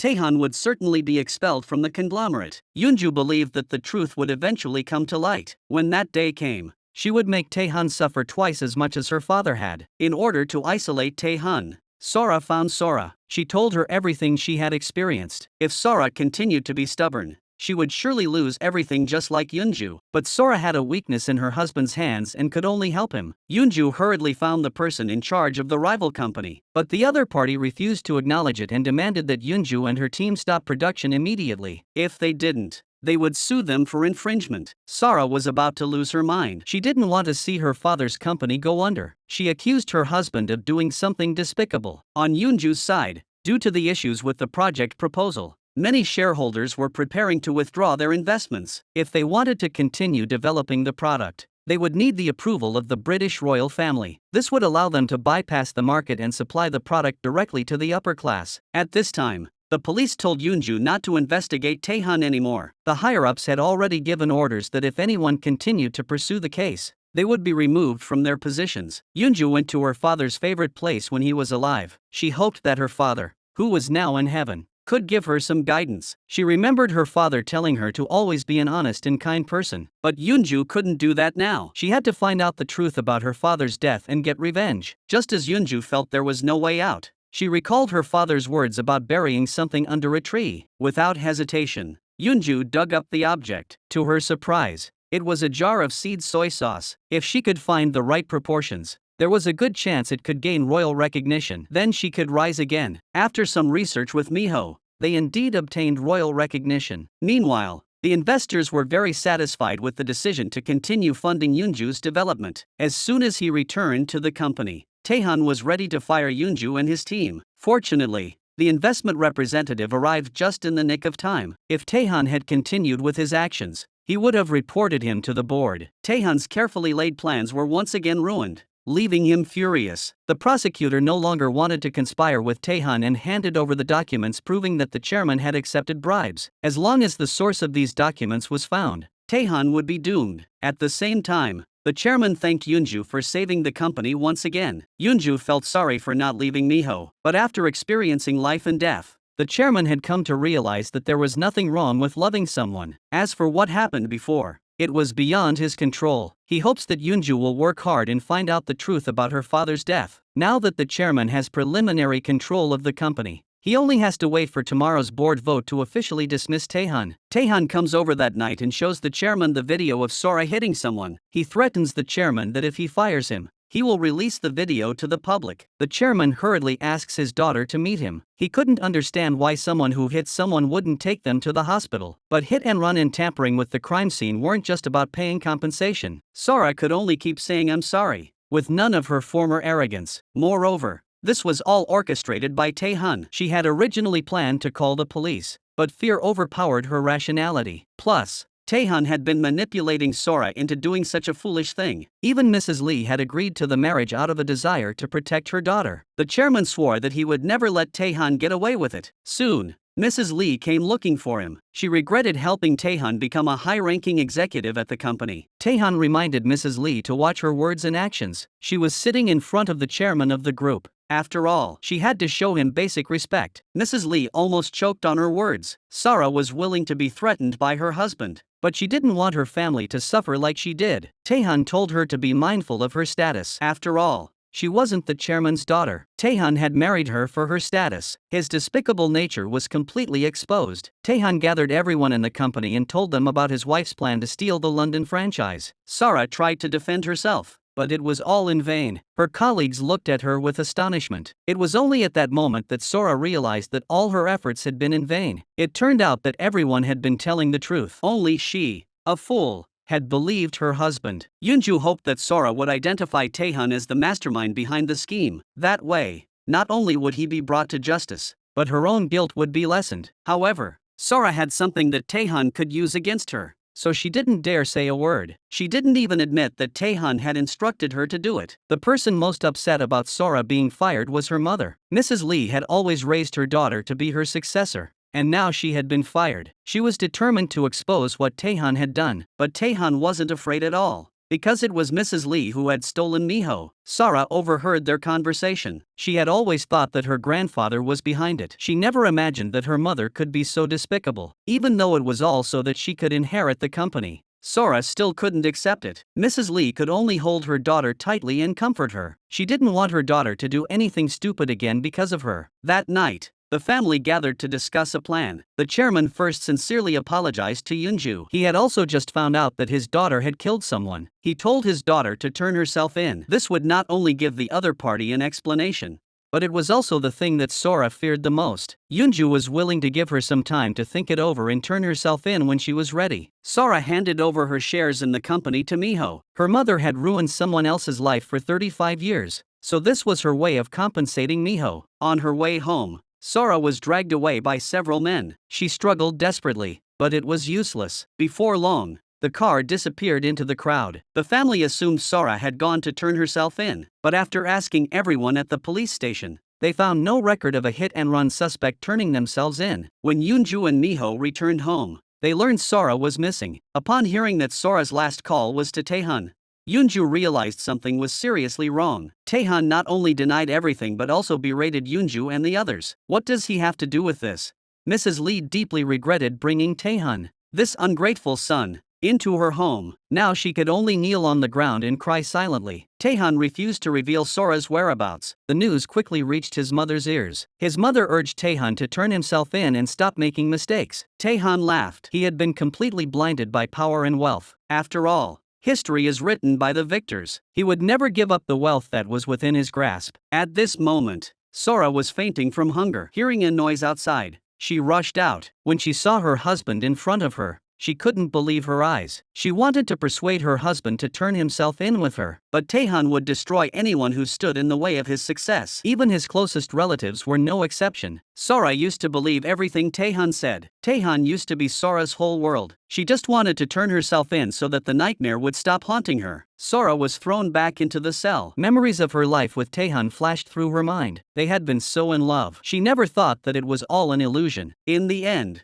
all that was left in the small room were silent cries and tears of regret. Taehan sat in the chairman's office. enjoying the hard-won aura of authority. It had taken him so long to get to this point. He couldn't give up the wealth he had in his hands just because he was soft-hearted. Taehan silently encouraged himself. The next day, the police launched an investigation. Taehan told his men to quickly move to another location. Sora took the opportunity to grab the other person's phone and called Miho. After learning the address, Miho immediately asked the police to locate them. They then rushed over there themselves. However, by the time they finally found the location, the boat's owner had already set sail and wouldn't return until the afternoon. Fortunately, after a long wait, Miho finally found the person. The captain initially refused to reveal the truth, but upon hearing that it involved a matter of life and death, he grew fearful. He could only reluctantly reveal the location where the person had disembarked. Soon, Taehan received the news. He had spent a fortune, yet it had all failed so quickly. At that moment, Yoonju and the others had arrived at the psychiatric hospital, but the administrator refused to say a single word. Fortunately, the police arrived at the critical moment with a search warrant. This finally allowed Miho and the others to enter in search. At that moment, Sora also heard Miho and Yoonju's cries. She hurriedly got to her feet and desperately called for help. But what greeted her were several burly men. The sounds of their struggle were clearly heard by Yoonju. As the car was about to leave, Miho stood in front of it and blocked it with his body. Sora also acknowledged her brother's identity in her heart. The men didn't know who they had provoked, so they told Miho to get out of the way and mind his own business. The two sides quickly got into a fight. Yoonju took advantage of the opportunity to rescue Sora. Fortunately, the police heard the commotion and quickly rushed over. Sora finally shouted out, "Brother!" When she woke up again, she was at Miho's house. Until now, she still felt like she had been in a nightmare. The person she had given everything to was so heartless and cruel. Sora wanted to leave because she didn't dare face Yoonju's family, but Miho felt that Sora should get the victim's forgiveness first so that she could find peace in her heart. Mrs. Lee wanted to take her daughter home immediately, but now, nowhere was safe. At home, she would have to face Taehan's harassment. If she was caught again, it would be worthless. So, the safest place now was Miho's house. At this moment, Sora was sitting blankly in the yard, thinking about something. After much thought, she still wanted to return to her husband's side. Without video evidence, Taehan would still be at large. Sora wanted to stay by her husband's side to find evidence. Taehan was shocked to see his wife unharmed. When her parents heard that Sora wanted to stay with Taehan as an undercover agent, they hurriedly advised her not to do so, but Sora felt that this was the only way to make up for her mistake and face her brother in the future. Soon, Sora found an opportunity while spending time with Taehan. She took the car keys while Taehan was on the phone. However, she searched the entire car and found no clues. At that moment, Sora was frantic with fear that Taehan would suddenly rush out. Fortunately, she quickly found the account book under the car seat. Just as Sora was about to leave, she saw her husband walking over. She hurriedly placed the account book under the tire and dropped the keys on the ground. The pregnant woman found it strange that her wife was there. Sora said she was just passing by, but her husband got in the car and found that the keys were missing. Taehan thought the keys were in the office, and the next second, his wife handed him the keys. He had something urgent to do, so he didn't ask any questions. President Lee never dreamed that Taehan had stolen so much money. Taehan even came back and said that he wasn't divorced yet. President Lee was so angry that he almost died on the spot. He silently swore that he would make Taehan pay. Taehan had just seen his wife with the chairman. He already suspected that this woman had betrayed him, so he deliberately put his cell phone in his clothes and went to take a shower. Sure enough, Sora quickly fell for the trick and picked up the cell phone and started frantically trying to unlock it. Just then, Taehan snatched the cell phone from behind and threw Sora onto the bed. Sora did this for Taehan's sake. She didn't want her beloved man to go down the wrong path. She especially didn't want her husband to spend the rest of his life in prison. Taehan warned her not to go to the mental hospital again and to behave herself. Due to the exposure of the ledger, the board members no longer wanted to associate with Taehan. Tomorrow was the emergency board meeting, and today they were about to vote to fire Taehan. In fact, Taehan had already found a way out. He promised his secretary that as long as he took responsibility, he would never have to worry about money for the rest of his life. The secretary was very obedient and immediately came to the venue. He said that it was all Taehan's idea. In fact, the secretary had already seen that Taehan's days were numbered. If he didn't know when to give up, he would only hurt himself. Taehan didn't have time to think and hurried home. He lost his position as chairman. The only thing he could do now was to protect himself so that he could make a comeback. However, after learning about Yoonju's fate, his younger brother decided to hand over the video of Sora hitting someone. Now,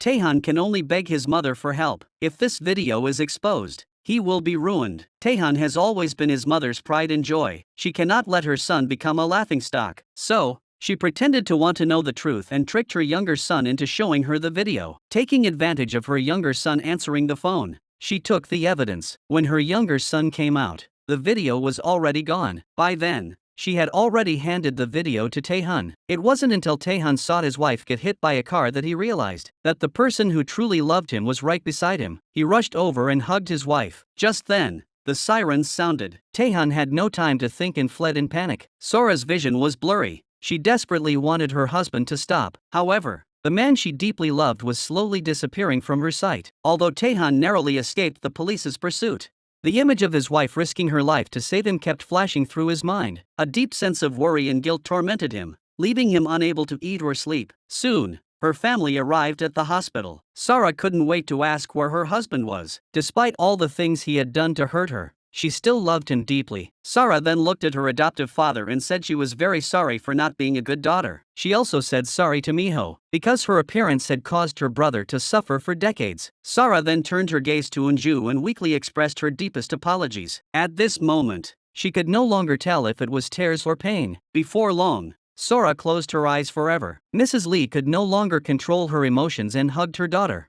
crying loudly. She regretted everything. It was all because of her greed that she had pushed her daughter step by step into the abyss. Yesterday, after being fired from the company, Taehan returned home in a daze. As the saying goes, parents' love for their children is the deepest love in the world. Seeing Taehan's pale and haggard appearance, Mrs. Lee's heart was filled with pity and sorrow. At the same time, Mrs. Lee decided to clear out her son-in-law's belongings from the house. She wanted this disaster to disappear from her home completely. However, Sora, this innocent and soft-hearted fool, was filled with reluctance. She even blamed her mother for being so hasty. Deep down, she still harbored a lingering attachment to her husband. Even though her husband had done so many things to hurt her and her family, Mrs. Lee told her daughter not to have any illusions about that bastard. Under her mother's rebuke, Sora struggled painfully inside. On the one hand, she hated herself for still hoping that her husband would repent after everything that had happened. On the other hand, she found it difficult to let go of the feelings she had had for so many years. Sora still followed her heart and went to her husband's house. When Taehan saw his wife rushing into the room,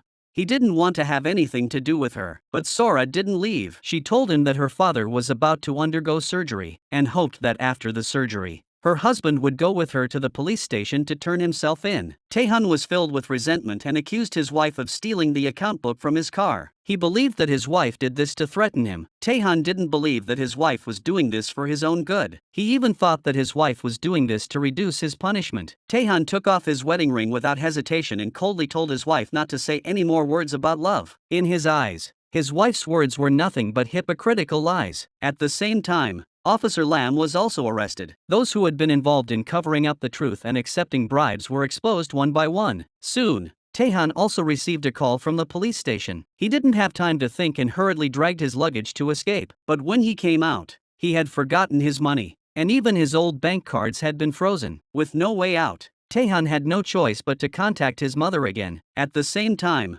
Miho told his sister about Taehan's situation and asked her to prepare herself mentally. Soon, Taehan received the money from his mother. His mother suddenly pulled out a rice ball from her bosom and hoped Taehan would eat a bite before continuing on his way. Taehan looked at his mother's wrinkled face and concerned eyes, and his defenses instantly collapsed. He could no longer control his emotions and ate the rice ball with tears streaming down his face. His mother watched Taehan's receding back with a heavy heart. The pain in her heart seemed to consume her entire being. Just as Taehan was sneaking out, his wife saw him. Taehan didn't want to waste any time, so he pushed his wife away and ran off. And that's how the scene at the beginning of the story unfolded. After escaping, Taehan couldn't stop thinking about his wife's condition. After much hesitation, he finally called his mother. Upon hearing the news of his wife's death, Taehan was so shocked he didn't know what to do. But instead of turning himself in, he decided to try to escape to another country. However, the captain refused to take him out of the country. Taehan, who had always deceived others, was finally deceived himself. He vented his anger in his rented room. However, the landlady was not a kind woman and demanded that Taehan compensate her for her losses immediately. Taehan was so depressed that he was about to go crazy and threw his wallet in the landlady's face. The landlady saw the money inside and felt that she had been made a fool of. She threw salt on Taehan, thinking that even if she lost a tenant, she didn't want to be associated with bad luck. Taehan smiled bitterly, not expecting that this day would ever come for him. That night, while he was eating, he saw the news about his false accusation of the chairman. He was now wanted nationwide. Taehan quickly covered his face with his hat, thinking that he would finish eating and leave immediately. But he unexpectedly ran into a police patrol. The police demanded that Taehan show his ID. Taehan seized the opportunity and fled. Since he had known the area well since childhood, he quickly escaped the police. In no time, he had shaken off the two officers. With no money, Taehan could only call his mother again. His mother urged him not to flee and to surrender immediately. Taehan said nothing and hung up the phone, tears welling up in his eyes. He felt ashamed of himself for letting his mother down after all these years of love. Taehan then went to the memorial altar. He thought of the vows Sora had made to him, but Taehan's suspicious nature had pushed his wife to her death. Now he was filled with endless regret and still couldn't believe that his wife was gone. He knelt in front of Sora's memorial altar and cried silently. Just as Taehan ran out, he was stopped by Yoonju. His mother didn't want to see Taehan make the same mistake again, so she told Yoonju where Taehan was. Yoonju hoped that Taehan would turn himself in, as running away would eventually lead to his arrest. Moreover, Sora had already paid with her life, and Taehan's current disheveled appearance was a far cry from his former gentle and refined self. Taehan was not grateful at all and continued to prepare for his escape. Just then, a large number of police officers appeared. Taehan's mother quickly arrived at the prison. If it weren't for his family's betrayal, he would not have been arrested. Until that moment, Taehan did not think it was his fault and blamed his family for his crimes. If it weren't for his younger brother's report, he would not have failed. If it weren't for his mother complaining about poverty every day, he would not have gone astray. Taehan didn't want to live the same life as his father, getting up early and working late every day. He wanted a different life. This was perhaps the last desperate struggle of a poor man. Taehan was sentenced to 15 years in prison. At that moment, President Lee had already been taken into the operating room. Fortunately, the surgery went smoothly. Mrs. Lee had no face to stay in this house anymore. Even her daughter was dead. She had nothing left to hold her back. No matter how Miho tried to persuade her, she insisted on leaving. President Lee even broke with tradition and chose Eunju as the next chairman. Compared to Miho, Eunju was more capable. Soon, the two were married. Lisa served as their flower girl. From then on, the family lived happily ever after. Meanwhile, Taehan had become somewhat mentally unstable and often hallucinated. Life is full of uncertainties. We never know whether tomorrow or an accident will come first. Only by cherishing each other can we avoid regrets in life. That's all for today's story. Thank you all for your continued support and company. See you next time.